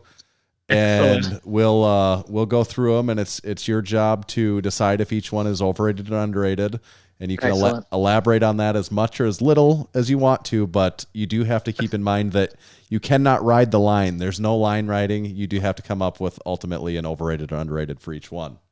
All right, I have to commit. I got it. Yes. So if you're ready to play, we'll jump into it here. Let's jump right into it. As long as we're just kind of in this ballpark, we'll kick it off with this one. Overrated or underrated, Circa Max. Oh, wildly overrated. That shit just about killed me, and I will never do it again as long as I live. In 1 to 4 sentences, could you explain what Circa Max even is? Okay, I'm going to put it as the quickest way possible. Put an insane amount of band tension on the bar, an insane amount, and then keep loading plates until you can't do it anymore. It's awful. It's really, really bad. I've never had shoulder pain until I did Circa Max training with the squat. So, and is Circa Max something that you do right, basically the final peak right before the meet? Is that, so we ran it for a 3-week wave leading into the meet. Essentially, it's a way for your body to get used to heavier tension and heavier forces that you wouldn't normally be able to do with straight weight. Right. So it's like tricking the body, but all it did was make myself feel like dog shit for 3 weeks leading into the meet, which isn't ideal. So wildly overrated. Okay. So you would not recommend? No, even Dave was like, nah, that was pretty stupid. And is that something that was a popular West Side concept or not necessarily? So from what I've heard, it was a West Side concept that kind of got bastardized to like the nth degree, right? So it was the idea that you wanted to keep adding band tension, but the problem is I think people started adding too much band tension. And when you add a certain amount of bands, more than you usually do, it actually grounds you more. So it actually takes away from your ability to stabilize the weight. So, for example, we had about 450 pounds of band tension for me and my training partner. Keep in mind, my training partner squats wider than me, and he stands at 5'4". So where he has 450 pounds of band tension, a little less, very different, at a little less 5'10", tension than when you're at a sultry experiencing 5'10", I am squatting, and I have no idea how much band tension's on me, and no one else seemed to care. They were like, "Yeah, it's the same." I was like, "I don't think it's the same, guys." No, it's the same bands. It's got to be the same. It's the same. It's whatever. It's just the same. Okay. So next one here. Overrated or underrated batting average in baseball? Oh. The batting average statistic. Yeah. You know what? I'm going to say, oh, shit. You guys are good. You guys are really good. I'm going to say, you know what? I'm going to go overrated. I'm a big fan of on-base percentage. Yeah, and from what neither Tommy and I are huge baseball fans. We're not completely oblivious of the sport by any means, but Yeah, and I think from what we picked up is that batting average really has continued to be phased out more in favor of those other metrics or WAR or whatever else there is out there. Yeah. Now it's funny. I worked a lot with like high school and collegiate baseball players back in Rhode Island, and now the baseball world is getting so much into more, just all sorts of new data points and average. Like I know there was always a lot of information in terms of baseball, like statistics, but now like with all like the different technology they have, like Rapsodo and whatnot, now they're looking at spin rates on the ball. And it's totally beyond me. I just try to at the time I was just trying to make baseball players not be giant wusses. Yes. Did you succeed? With a few of them, Yeah. but man, it was an uphill battle. I told some of them, like, you just need to play golf. Just play golf. Yes. Okay. Overrated or underrated? Burning the ships. The concept of burning the ships. Okay, you guys are good. I'm gonna say you guys are really good. I'm gonna say underrated. Okay. I think more people need to have that mentality with things when it comes to making decisions. So what would you say it kind of means to you? So I'm fairly certain you guys know that I have a tattoo on my back that says "Burn the Boats," and I'm sure your Massenomics spies are all over the internet. Yes, they are. Yeah, they're really good. Yeah. But you guys have a soundboard with me on it too. Don't get ahead of ourselves here. We're not. Don't spoil anything. Yeah. So essentially, it's the idea that if you're going to commit to something fully, see it through to the very end, and then if you need to make a decision to change. Like I took that to full effect when I was like, okay, I have this opportunity to work at EliteFTS, but I live in Rhode Island. That'll be very uncomfortable for me to have to drive all the way to Ohio and live there. Right. But I can't not take the opportunity. So I was like, I don't know how this is going to work, but we're going to figure this out. And now I'm in an illustrious studio apartment in Columbus, Ohio. Yeah. Just really living the dream right now. Yeah. We've discussed the concept before on the podcast, and we actually have our kind of take on it is, you're familiar with how a rising tide raises all the ships, correct? Absolutely. Yeah, so we like to create a rising tide to raise all the ships, then we burn them to the ground. It's just easier targets. I like what you're doing. We just like to try and stack as many boat metaphors as we can to everything we do. Yes. Yes. That's perfect. Love that. Good answer. Okay, last topic here for overrated or underrated. Overrated or underrated, TateSounds.com. Ooh, wildly underrated. It when I heard it for the first time, I just about peed myself laughing because they are so. I'm not even just talking about the sounds that he picked, but the audio quality is so good. It's like he's in the room with you. Yeah, and, it really and is. Fun fact for those who don't know, there is a Brown sound section where you click on it, and it's the only time Dave ever said "Good job, Sam," and it's on recording. So you sit at home and replay it. Yeah. That's good.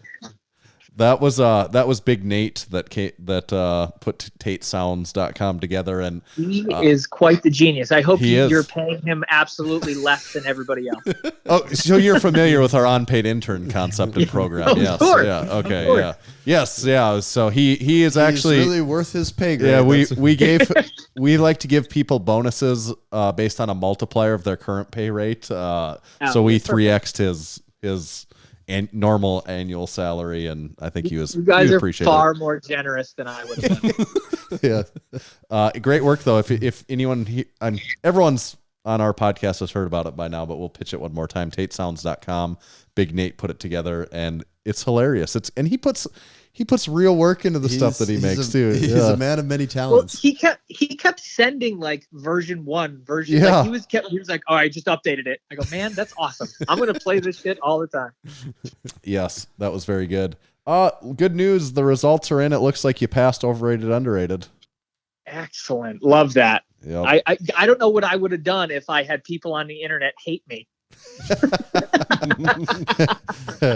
Yes. Woof. We've never experienced that before.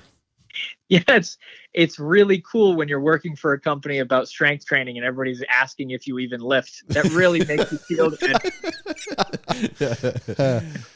You probably don't get it as much as Coop from Garage Gym Reviews does. Though, yeah. No, but I am going to try to grow the mustache out. Yeah.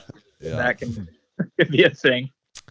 Oh, there was one other thing. It's just on the tip of my tongue that I wanted to make sure. Oh, the podcast we were talking about, it was Matt was the salesman at EliteFTS. Yeah, good one. Yeah, Matt. That episode, you guys touched on a meme that we made before, and I don't know if this was just you just briefly touched on it, but it was a meme about putting chalk on the bar. Oh. Yep. And it was and I just I'm only bringing it up just because it was really fun to listen to that and just hear Dave that Dave came across that, that because he kind of brought up that he had come across that meme. And I just thought that it just stuck out to me as just funny that Dave happened to come across his radar. Yeah. I makes don't a mental think you note of it. realize how famous you guys are. You know that thing you were saying about how like sometimes a company seems bigger than what it is? Yeah. That's been our business strategy from day one.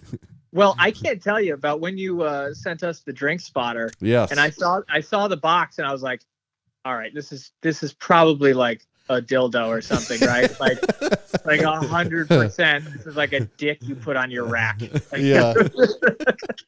We loved the reaction you and Dave had when you opened that up too. I love this. We've got, there's some of those sound bites from Dave even on tatesounds.com, but I just love it where he's like, this is actually this is a pretty good idea. You could like hear the gears spinning like, man, they really did this. Yeah. Yeah, and then it's funny because he had it on his desk for a while, and he was just kind of like he was like looking at it. Yeah, he was like, "That is a good idea." Yeah, we feel so justified now. Oh yeah, I'm sure that that you're just rolling in the drink spotter money, and you'll never have to work again a day in your life. Between that and lift shorts, I mean that's the way it goes. We're practically retired. Yeah. No. Yeah, we were pumped to get you on, Big Sam. And so I know you're a McGill. I don't know what the technical term is. You're a student of the McGill method or coach or. Practitioner is the name. Okay. You guys do such a better job with words than that. So I liked all of yours way better. But I guess what I'm getting on, so do you offer services, coaching and that sort of stuff also? Yeah, absolutely. Okay. Outside of Elite, I have my own business. I practice movement and recovery. You can find me at practicemovement.com. That's where I have all my online coaching. If someone in the area, I'm actually the McGill certified practitioner for the state of Ohio.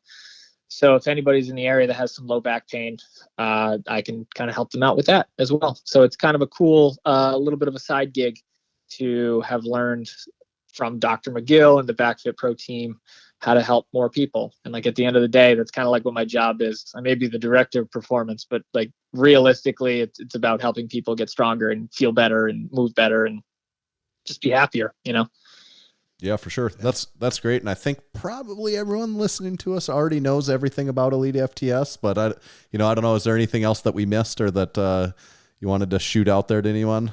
Yeah, I mean, if you guys ever want to see really close videos of Dave's face, go to our TikTok. It's now like the biggest thing for Dave found duets. And it's like when...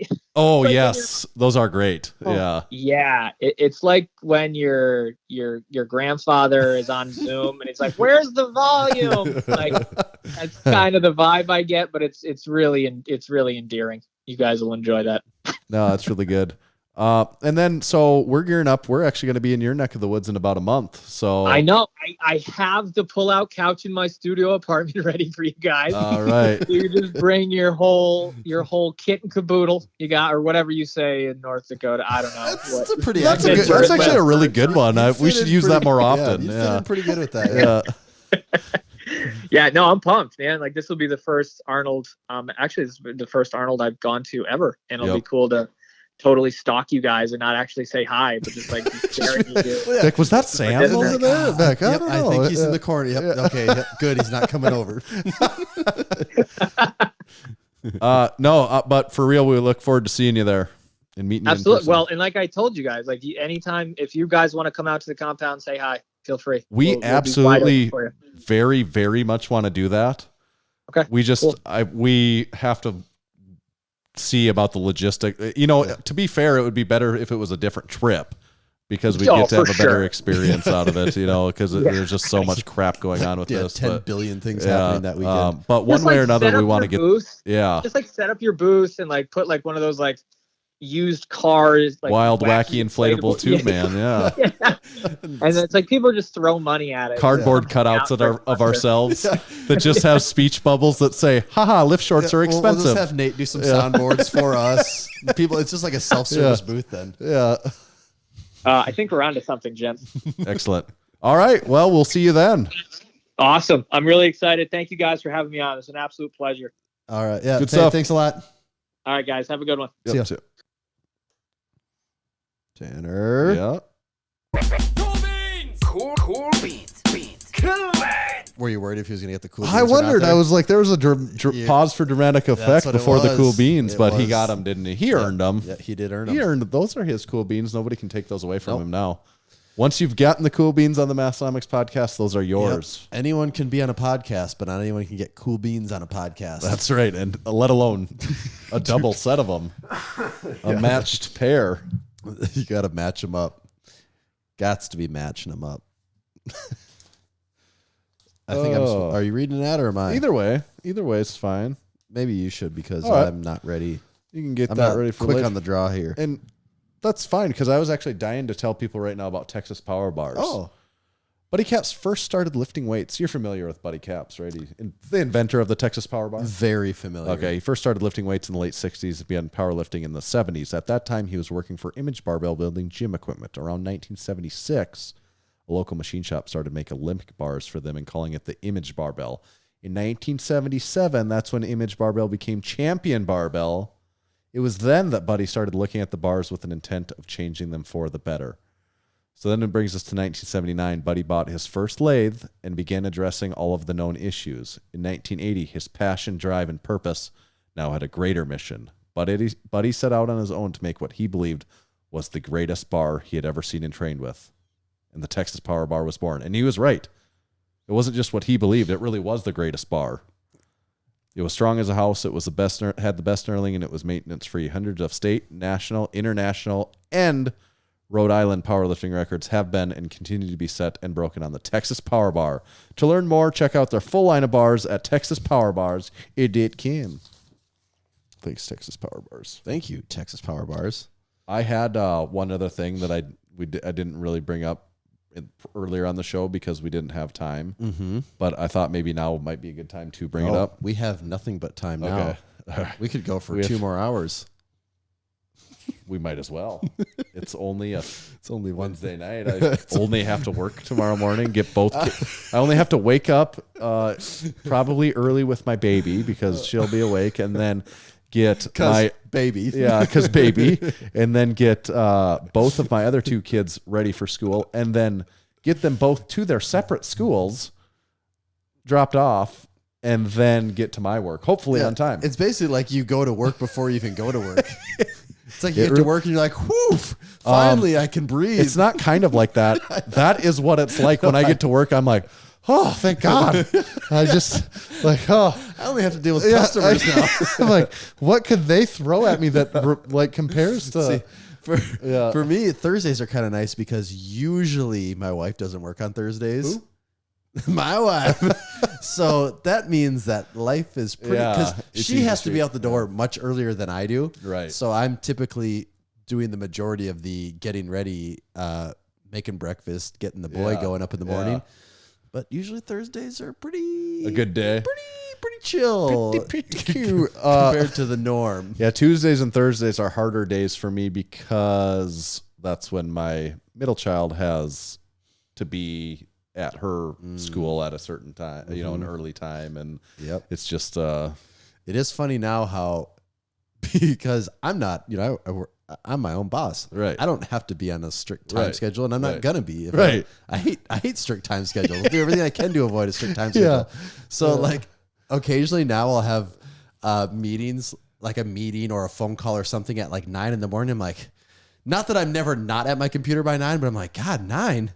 I gotta really be on my game tomorrow. Make Like, sure I'm ready. Which is I'm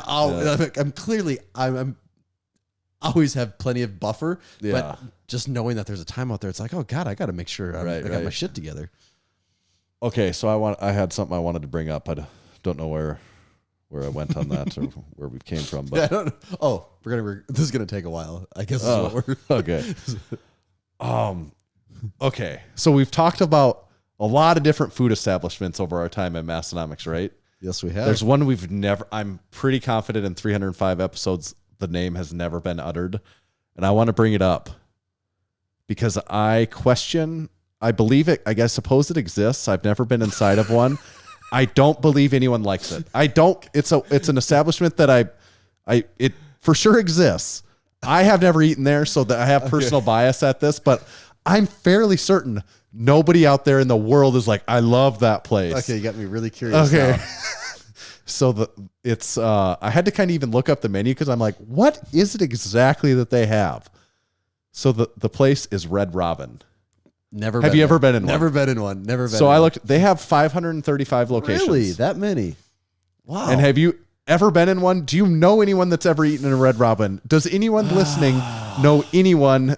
Or has anyone listening ever been to a Red Robin? Funny to me. I don't think anyone has. It's funny to me because I kind of also in that same bucket picture two other companies. Okay. And I would say Fuddruckers and Okay. TGIF. And I've never had either one of those Okay. either. I've never had either one of those, which probably makes me sound like a shut-in of some I haven't kind. had Red Robin, so it's hard for me to compare to the ones I have had. TGIF is always to me More like an Applebee's. more like an Applebee's Yeah. and a Chili's and maybe even a Ruby Tuesday. But I don't know what Red Robin is, so I can't even. I just It picture kind it's of just seemed like American it's the food. Yeah, it is which is kind of what Applebee's and Chili's are, but right. I just don't like. But I have heard people say, "Oh, I'd like to go to Chili's," or "Oh, let's go to Applebee's." Everyone knows Applebee's. Like everyone goes to an Applebee's. yeah. And like some people like Chili's. I just am not convinced that anyone's ever went to a Red Robin out of first choice. Red Robin is because you're like, oh, we were going to go to this restaurant. It's so full. I don't know. It looks like there's nobody at Red Robin. Yeah. I guess across the street there is a Red Robin with openings right now. Like, have you ever heard of someone ever even like utter something about? Does Sioux Falls? I think have Sioux one, Falls do you know? has a Red Robin. Do they? Yeah. And have you do you know where it is? No, I Or, don't know like, where it's at. Like Fargo probably has one. I don't know. bet they do too. You got me really curious now if those places even have one because I can't picture it even. God, I just feel so out of my element because I don't even know what the hell they have there. But that's my point. I'm questioning, does anybody, and people will certainly sound off on this if it's true when this episode comes out, but like, is Red Robin real? is it real? And if you're convinced that it's real, is it like, does anybody actually want to go there? And I feel like the answer is no. So how has it been a business for so long? God. I'm just With so many Do locations. you remember the commercials? Red Robin. Yum. Yeah, I remember that. Absolutely. That's the only thing I know about Red Robin. That's the only thing anyone knows about Red Robin. Like that commercial tells you nothing about what they even kind of pretty serve much there. it's just a front. It's probably an elaborate money laundering scheme, is what you're getting at. I'm really curious what is going on behind the scenes at Red Robin. Well, Have to look out for one when we go to the Arnold. It would be like it's almost kind of on the bucket list now. Just be like, what is it like in there? And really good. It would be funny. You go up to the door and like and it's a all facade of cardboard and the whole thing tips over. Like, or you go up and the windows are actually like the inside of the restaurant. It's actually just vinyl on the windows. It's It's an empty. It's just a brick you go building. in. Yeah. Like even the windows are fake. It's not. There's no entrance to it. That probably is Red Robin. I like that. I'm convinced it's something like that. Like, has anyone? I really would. I bet I don't know anyone personally that's eaten at a Red Robin. Probably not. I don't think anyone's ever eaten at one. Now that you say it, I don't think so. it's just they'd have bigger fanfare if people ate at them. We have a very active Discord. I've never heard people bring up Red Robin. Can you? Discord. I mean, you brought up some examples. Like, what I'm wondering is, can you think of any other places that are like that are as much of a place? And to me, you brought up fair examples because what'd you say? TGI Fridays and Fuddruckers. Fuddruckers. And I probably have personal bias having been in both of those before, but I feel much more aware of those places than I am Red Robin. Yeah. God, yeah. Like you probably have like Fuddruckers. They have really big hamburgers, right? That's kind of the thing. I just assume they have hamburgers. I don't know. But they're like they have some really big ones and stuff. Yeah, yeah. Kind of. I think that's what I remember. But well, my radar is going to be much more Red Robin's on it. I'm going to be paying attention. I'm a little skeptical of them over there. Got to see what they got going on. So. And I was kind of wrong about the menu because I did look it up just briefly. I thought, is it just like, I don't know, I was picturing just like cold meat deli sandwiches. Oh, I assume just like burgers. Yeah, and that's kind of what it is, I think. It's kind of like every restaurant. You don't know what it is. Just they just serve burgers. Yeah, Isn't it funny? That's kind of like the de facto. It's like, yeah, it's a restaurant. They have burgers. Like if you're not like when in doubt, a Mexican or Italian burgers. restaurant, you have burgers. Or Chinese, you have burgers. Yes. So Tanner, okay, that's an interesting thing that you brought up because we also have a game we're going to play this week called Tanner Explains the Midwest. One of our newest, most fastest growing games. It is. And this, like every week, is a special edition of the show. Okay. And okay. This is a special edition of Tanner Explains the Midwest. Okay. And this is our fast food edition. So fast casual. I don't know. You'll see. You'll see once we get in these. You can decide. So we're going to talk about some fine Midwest eateries. All right. One other thing, the McDonald's conversation that you and I had, was that on air? About what? Like what McDonald's is like inside now? Oh, no, that was off air. We'll save that for maybe next episode. Yeah. Okay. Because that's a worthy conversation to be had. That is. Okay, so this for this week's edition of the game of Tanner Explains the Midwest, I'm gonna talk about I'm gonna bring up some different fast food restaurants, and you're gonna tell me the go-to item on the menu at these restaurants. Okay. They all have a bit of a Midwest flair to them, so this might be pushing your skill a little bit. This might be hard. This might be hard for you. So if you don't have a go-to, you could just. So I'm saying what the general public might consider their go-to, or is there a certain Midwest go-to? Or if you have a strong preference. Okay. Just what you would recommend on the menu if you had to make a recommendation. Yeah, but am I thinking like, is this like a good Midwestern recommendation? It's just whatever you think. Okay. So first up, Culver's. What is Tanner recommending at Culver's? Okay, so it's a very Midwestern chain, Culver's. Yes. Hilarious or very ironic. I couldn't have told you the last time I went into Culver's, except it happened to be Saturday. Really? Yeah, because we're at a basketball tournament, and that's, I don't know. People were going to Culver's. We were actually in Culver's yesterday. Oh, Mr. One-Upperson over there more recently in Culver's. My wife said, we should go get ice cream. Actually, we wanted to go to a different place, but their lobby was closed. So Dairy Queen. Yep, their lobby's very still closed. Midwestern. So we had to go to Culver's, which is fine. Their ice cream's good too. And you said, sorry, my wife, we can't go there for ice cream because they serve custard. Frozen custard. Yeah, they serve custard. So the go-to thing, a Butterburger, cheese curds, and custard would be what I would say is that's like a pretty quintessential Culver's meal. All-American Culver's lineup right there. Yeah, and me personally, my own flair, I'd go the double Butterburger with cheese. Mm-hmm. They're very set on you specifying with cheese. Like those are separate menu items on their menu, on their full menu. Is it really? Yeah, there's the Butterburger. See, I don't eat at Culver's enough to know that. And I only know because I was there. And, yeah, they have the Butterburger, the double Butterburger, the Butterburger with cheese, the double Butterburger with cheese. And I'm like, really? Do we need to like? Do we need to take up that much extra space for the with cheese line? Yeah. But that's what I would say. That, it's the Butterburger because a better brand of beef makes a Butterburger better. Everyone knows that. Right Better brand of beef makes a Butterburger better. Cheese curds. I am a fan of their cheese curds. Yeah. And then the custard. I would go with the chocolate custard, but I suppose there's some very. I think it's probably all good. I'm more of a concrete mixer kind of guy, and I like to go vanilla because then I get the flavor from the things you put in. Yep, I get that. It all balances out then. Yeah, I think that's fair. But I think that's a good lineup. Culver's always extremely busy. Their burgers are very greasy. My opinion on the burgers is they're very greasy. It seems. Do you think they're greasy? Really greasy too? I do. Yeah. I think they are way too greasy. Yeah. Do they have square? No, that's just they don't have square patties. No, they don't. They're really greasy though. They are. It must be the butter. It's got all that butter. Yeah. Yep. Okay. Next one. A lot of really old people at Culver's all the time too. That is. Do you think that? Do you notice that? 100%. Old people. I wasn't going to love say Culver's. it, but since you went there, Tanner, yeah. Not to throw the masters on the under the bus, but old people love Culver's. If you are over 60. You don't. There's even like have a an 90% chance you love Culver's. You don't have an option. I don't know why that is. You turn 60 and you get I think you get a card from them. It's a relatively newer franchise, so it's not like these people were going there when they were kids. I think just because it's just such classic cuisine, and it is a little step up from like your traditional fast food.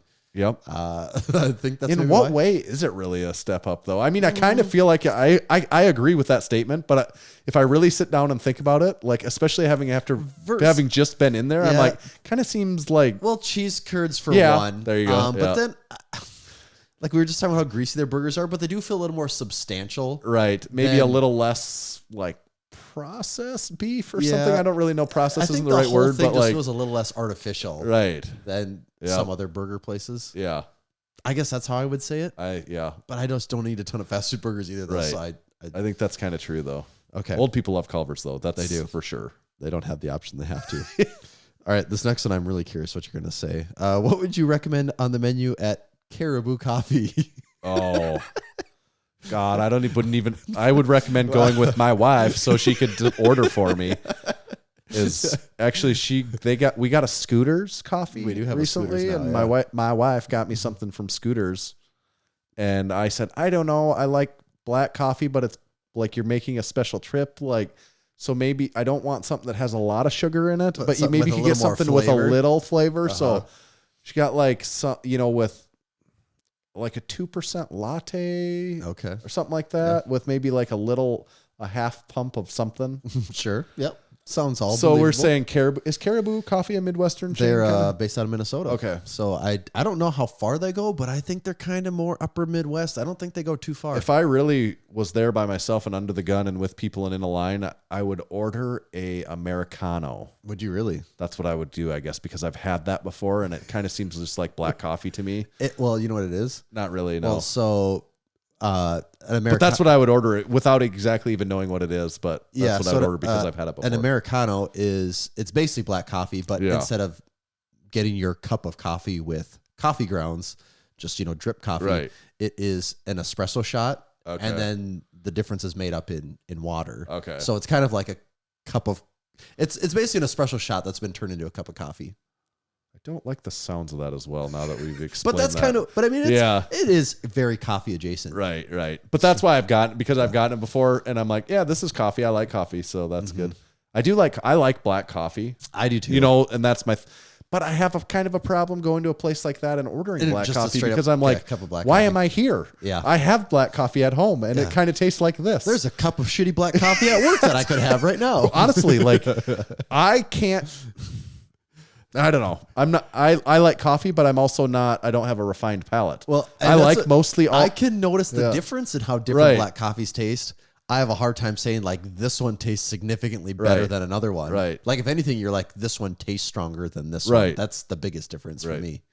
So do you have a better answer than my terrible answer on that one? See, my thing with like around here, if you're talking like fast coffee chains, like it's for the most part, historically, it's been Starbucks and Caribou.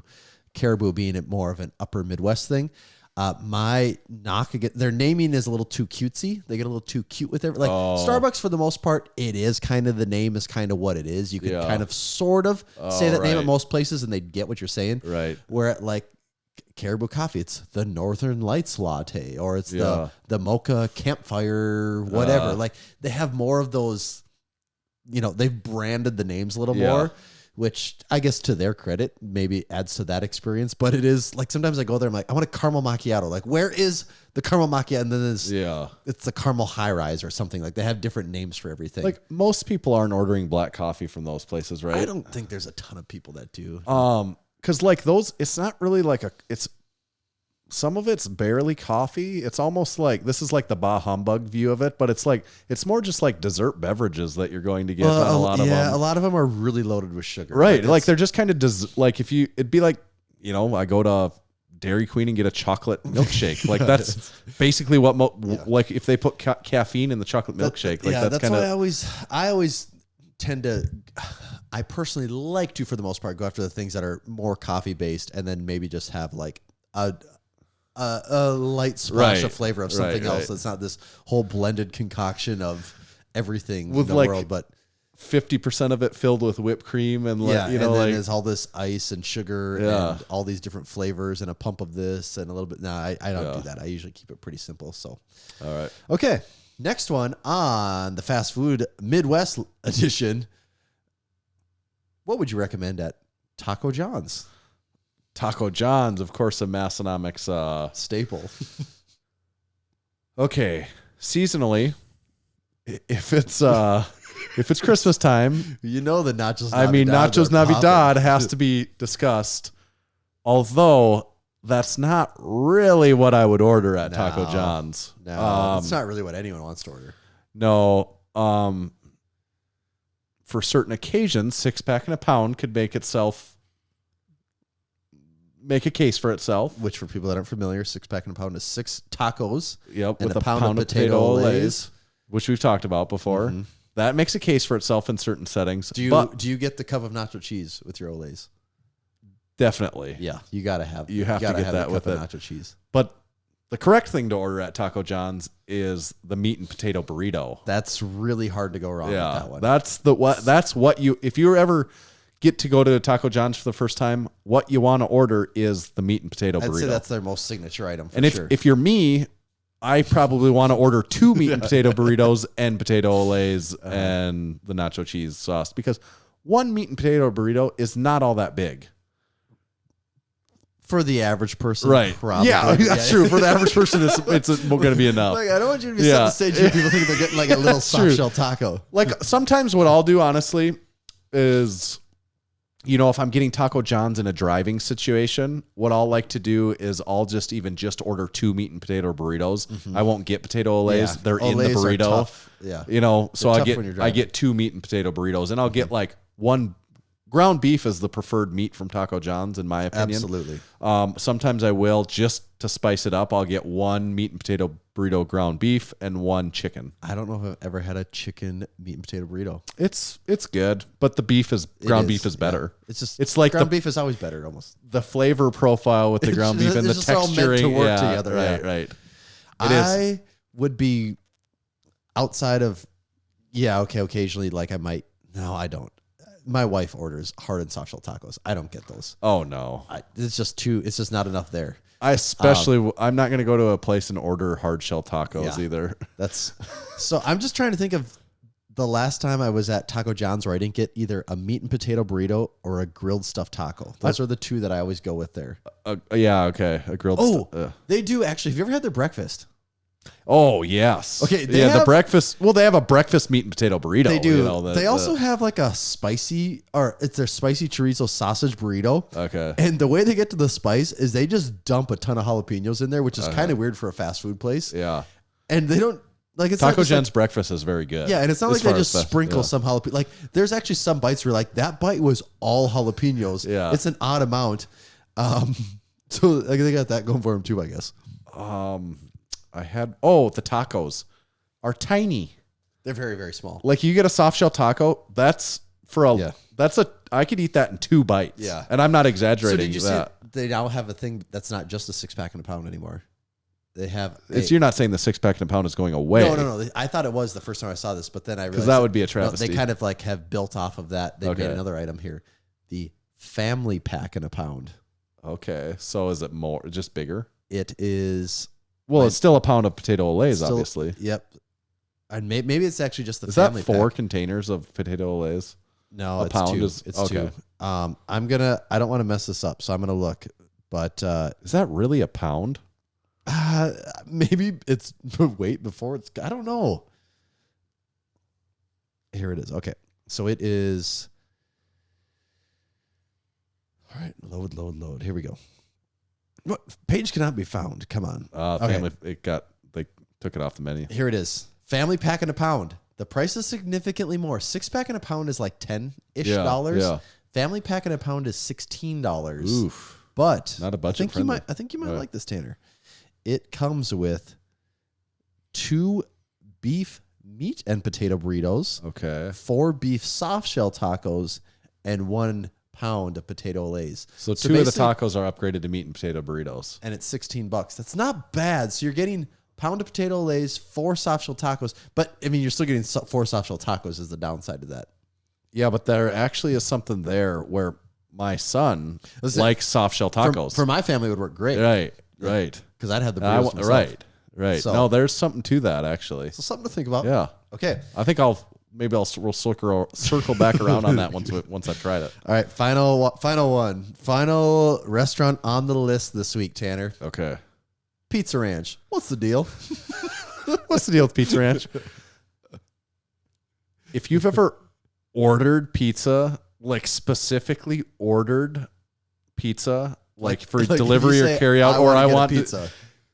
from Pizza Ranch, you need to be checked like mentally. You have a disorder It's because like the way the government puts you on a list because they you know can do that. They know you're unwell. You can do that, but I don't know anyone that's ever done that. It's almost like in the Red Robin territory. I don't Yeah. know people that have like been like, oh, we really want to order some pizza tonight. What do you think? Pizza Ranch? Should we order a couple pizzas from Pizza Ranch?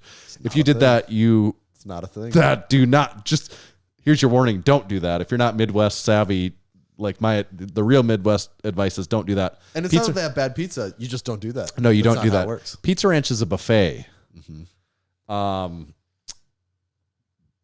So I mean, you order. The short answer is you get the buffet. The more detailed answer, the things to look out for on the buffet. I'll start with the end, which is the dessert, which is the cactus bread. Right. Probably the most notable thing at Pizza Ranch is the cactus bread, which is like a it's brown sugar dessert pizza like a with frosting. streusel Yeah, of some kind on it. it's really good. Yeah, that is good. Undeniably, especially if it's hot, and that's good.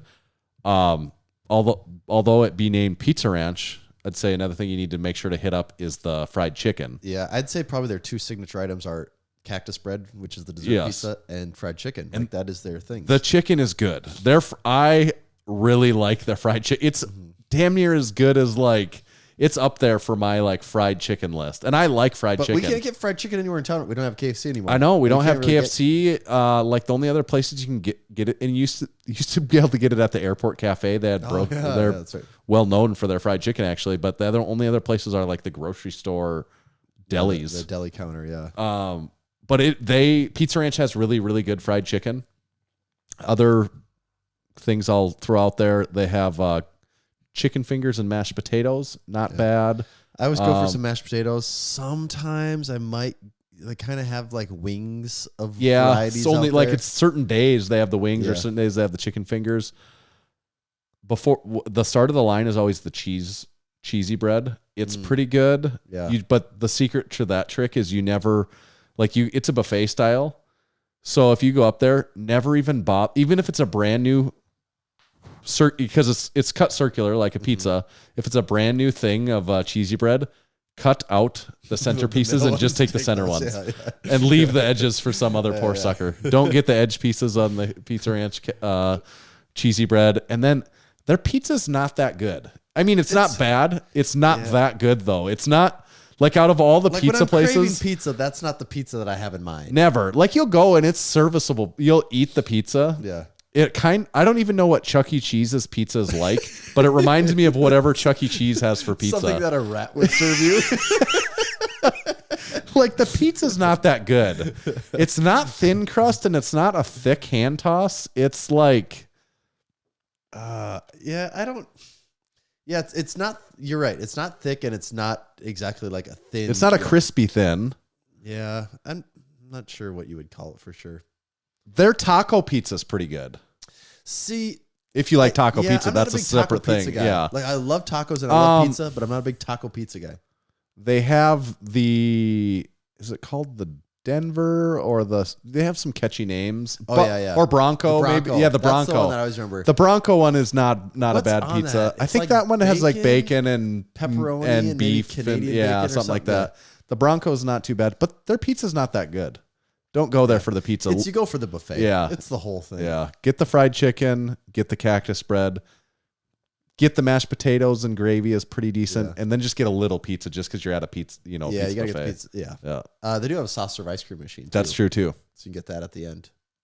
That's true I'm too. curious what the buffet costs. I haven't been in there now since pre-COVID was the last time I was in Pizza Ranch. The thing about Pizza Ranch is like I haven't been there post-COVID either. Actually, I don't think, but or pre or whatever time thing you want to use to make that make sense of that. But I haven't went there like prior to that in maybe the last like 5 to 10 years, and not kind of felt sick having left. Not even if I overeat, but it just just kind of feel sick. Probably not even lying. I think it's closer to 75% chance that every time I eat Pizza Ranch, I will have severe diarrhea within an hour of leaving there.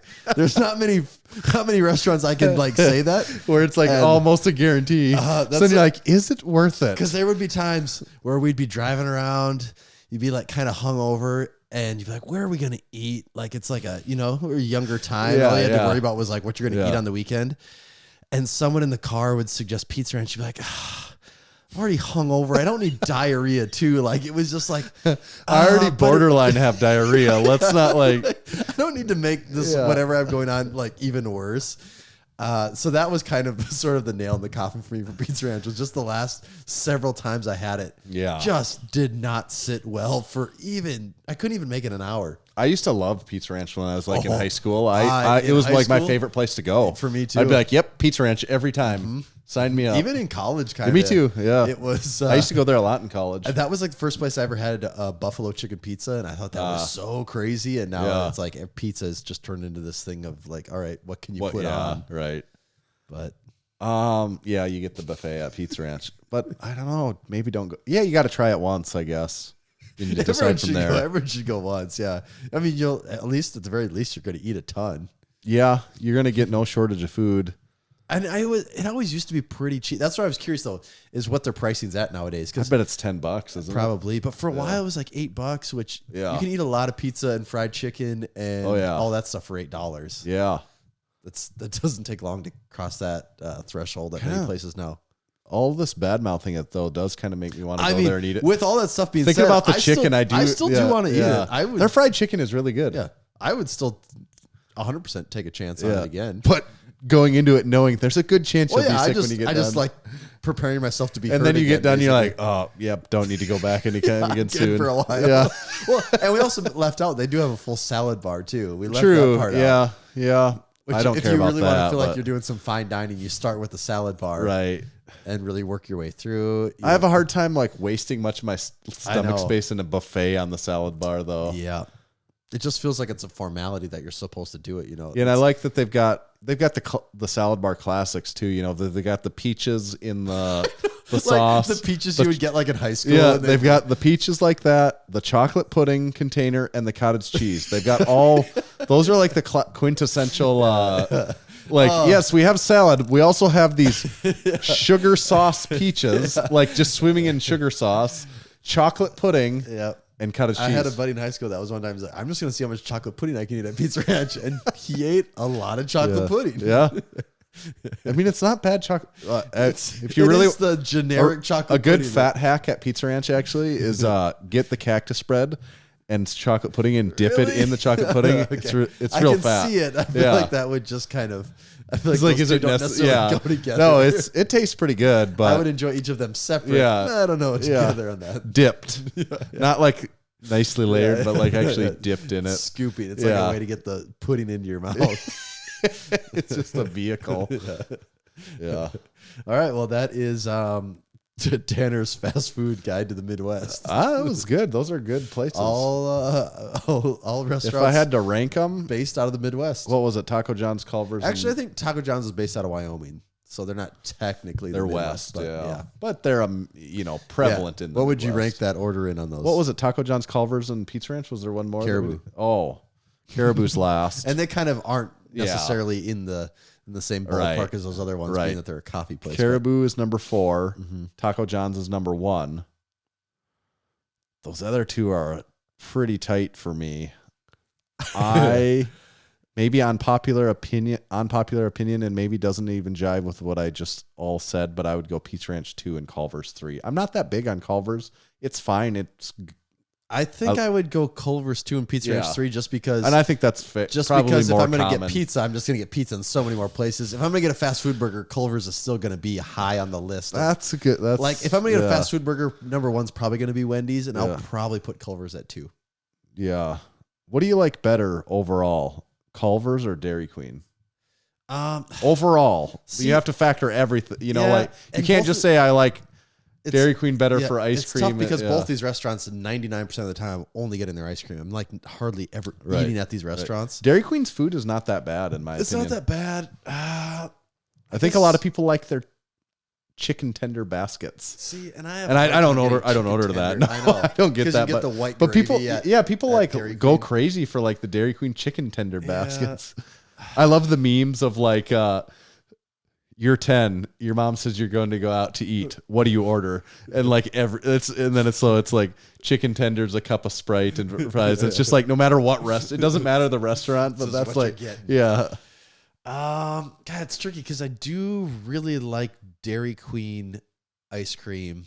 They have really good ice cream. I think I'd probably pick Dairy Queen ice cream over Culver's ice cream, but I think if on food, I'd probably pick Culver's over Dairy Queen. The thing about Dairy Queen is they have hot eats and cool treats. They do. Hot eats. One hand, hot eats. Other hand, cool treats. Also, It's the yin and yang and of the if you of the grew- food yeah, life circle. if you grew up in the Midwest and you did play any sports and you grew up in a rural communities like we did, you probably spent some time after games and things going on the bus to Dairy Queen and you 'Cause had the coaches love Dairy Queen. that's coaches love it because you know why it's the hot eats and the cool treats. They just balance. It's each other not out just so well. if it was just one or the other, they only had hot eats or only had cool treats, it wouldn't be that appealing. But You really got me thinking hard over here, though. If I had to pick one, like I'm thinking of it, if like the other one has to gotta go away forever, Like one's yes. got to go. yeah. That's really hard. And if one's got to go, I think maybe I'd just keep Dairy Queen just purely for the ice cream because I do like their ice cream that much. I would make Culver's go away. Culver's is last to the party, so they're first to go. Okay. The only thing, if I could just keep their cheese curds, I would do that maybe. It's kind of surprising more places don't have cheese curds as an option. Because everyone loves fried food and cheese. Right. It's like a universal thing. That's like a universal bar food, though. To me, it's like all the, but they're very expensive. Yeah, that probably is. They're why very, they don't do it, very is 'cause the price expensive. of it. Yeah, Yeah. yeah, I could see that. Like there's nothing probably cheaper than a French fry. I also assume that's gonna be one of the cheaper things. Right. And that's kind of the thing that it's replacing in most of those, in Upgrade. Got to charge that upgrade. Right. They get you with the upgrade Yeah. fees. No one wants a $15 meal. Fast food. That's the way we're headed in this economy. Yeah, the supply chain of cheese curds. It's the supply chain issues really. It's not one thing; it's the other. We needed someone to get in here and address all these known supply chain issues. But there's only someone we knew that knew how to address issues like that. Address so many known issues. Someone with passion, drive, and purpose. Solve all the problems. Yeah. We do have Drink Spotters still available. Actually, we have an ad we got to read too. Is it about Drink Spotters? Almost. This episode of the Massenomics podcast is also brought to you by SPUD Inc. and the Gateway Briefs. Ooh, kind of topical. Yes, that's why I picked it. This was a hand-picked ad. Yeah. Based off of our conversation. The SPUD Inc. one-ply Gateway Briefs are perfect for anyone looking to try out gear or use it to remain healthy during a heavy training cycle. The new two-ply Gateway Briefs are more like traditional briefs, tight and super supportive, but still with a spring and pop on the bottom. With their signature pull tabs, there are 4 of them, these briefs are easy to get on and off so you don't waste energy that you need for a big squat. You can check out the SPUD Inc. Gateway two-ply briefs online at spud-inc-straps.com. When I was reading this ad, it made me think of a movie, Tanner. When it says, these new Gateway briefs are more like traditional briefs, tight and supportive. In Wayne's World, Garth is talking about, what's he saying? He's like, it's like a new pair of underwear. At first, it's tight and constrictive, but then it becomes a part of you. Yeah. And then the hand starts moving, and he starts just hitting the hand over and over.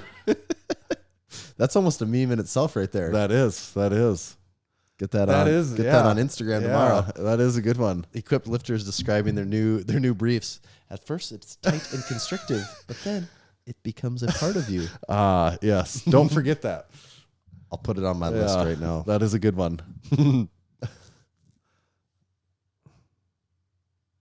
We do have drink spotters for sale. That's what I was saying. I was trying to think what I was that's before I rudely interrupted you. Both available still in both the 5/8 and 1-inch pin. Still 12 gauge stainless steel, laser cut, made in America. Designed to fit 3x3 racks, but can fit 2x3 racks, can fit 2x2 racks. Can also fit no rack at all. You can just set it. You just set it anywhere you on want things. You can buy a special drink spotter stand from the Strength Co. Also 'Cause you know what they sponsoring the say. Massenomics podcast. Safety is no accident. Exactly. We always put safety first. The safety of your beverages is at the top of our list here at Massenomics, so that's why the drink spotter came to be. Please buy one if you've been on the fence. Now would be the time because we have them and we want to sell them to you. And if you've bought one, please buy a second one. Buy a second, buy a third. If you have a 4-post rack, best. Our most goal is to ideal. really test the supply chain, and we can't do that if people aren't buying these. Yeah, that's our goal with the whole thing is really to we're going find to get out to the bottom of the supply chain. Yes, the drink spotter is just the tool. It's kind of it's like a pawn in our. It's like our supply chain investigative tool. Yeah. Let's find out if this supply chain is kind of like a Red Robin. Does it really even exist? Does it really exist? Supply chain. They're not really the sure. supply about chain doesn't exist. Never did. Red Robin always has. I really like the meme too because I never know exactly what it always has been. Yeah, it's not never did. It's Yeah. always has been. Yeah. In general, we never get that meme quite right. But we were talking about the astronaut. meme. The astronaut meme where he's looking at planet Earth, and then there's another astronaut with like a gun behind him, and so it's like I don't know. I guess that the one astronaut's looking at Red Robin, and he goes, Wait, it's not actually a restaurant? yeah. And then the other guy goes, never. I'm mixed up now again too. I always have. Oh wait, so you're telling me Red Robin has never been a restaurant, or is just a front and not actually a restaurant? Always has been. There we go. That's the meme. Whew, only took 6 tries to get there. I like it better when we don't really know for sure how that goes. It's called comedic delivery. That's the other thing I was going to say. Coming in February, we are going to be on a Reddit AMA. Oh yeah, The Garage Gym. What is the subreddit?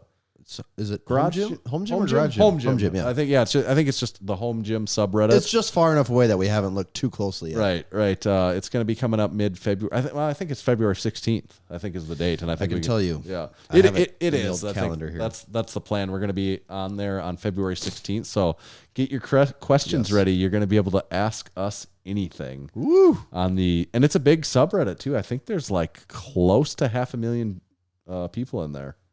Maybe I'm making that up. If they all bought one, we'd almost run out of drink spotters. That would at least we would figure out some supply chain things then. That's for sure. We'd get to the bottom of the supply chain if they all bought one. Yeah, and you can buy the rest of our stuff. We got decent supply of our shorts right now. There's a few lift shit shorts around. There's a few deadlifter shorts around. Good stock of the original lift shorts though. The Champion mesh shorts. For those of you that are not good with the plain ones, get the Just a lift shorts. real classic piece of apparel. It is. And then our tees, we've got about 30 tees out there for sale right now, probably at least. And if there's any that you don't have, you're kind of messing up, go ahead and buy them. Couple sale ones still left. Yeah, there is some sale stuff out there. Every once in a while, people sneak those in the cart. Yep. They are getting down there. Some of those there's numbers weird are sizes of what's available and in which shirts and stuff. But if you're looking for a budget-friendly Massenomics shirt, check out our sale tab. And all of those ones that are on sale right now are going to be going away for an indefinite amount of time. Yeah.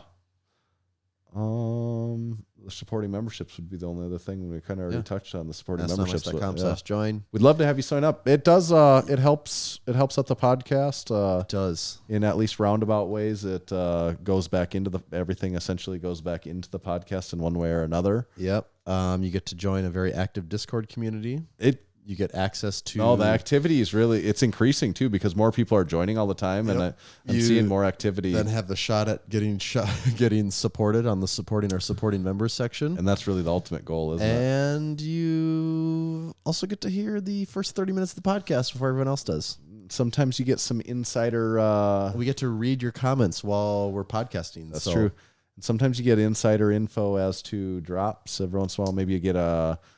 free sneak peeks and all the detectives are in there, so even if we don't give away information, sometimes people pick up on things and it gets bounced around and then they know stuff before we even know it. And sometimes I go back to wondering if the inmates are running the asylum. There is that, and there's also a discount code in there too for your first purchase after you sign up. So go ahead and get signed up. So can you really afford not to do it? That's the thing. Pencil to paper. Yeah, that's the old pencil to paper analogy, isn't it? Certainly. Sit down and scratch it out, and all of a sudden you're thinking, "Oh boy, I've been losing a lot of money not signing up for this." I'm an idiot. Yeah, it's their money, and we better give it to them now. It's my money, and they need it now. Tommy, does that about wrap us up? I think that wraps us up. We read all the ads, didn't we? I think we read all the ads. We talked to Sam, didn't we? Wait, was that Sam we talked to? Wait a second. Always was. He always did work for Red Robin. All right, where do they find you at? You can find me at Tomahawk_D. Okay, you cannot find me in a Red Robin, but you can find me at Tanner_Baird, and you can make sure to follow Massenomics at Massenomics. See ya.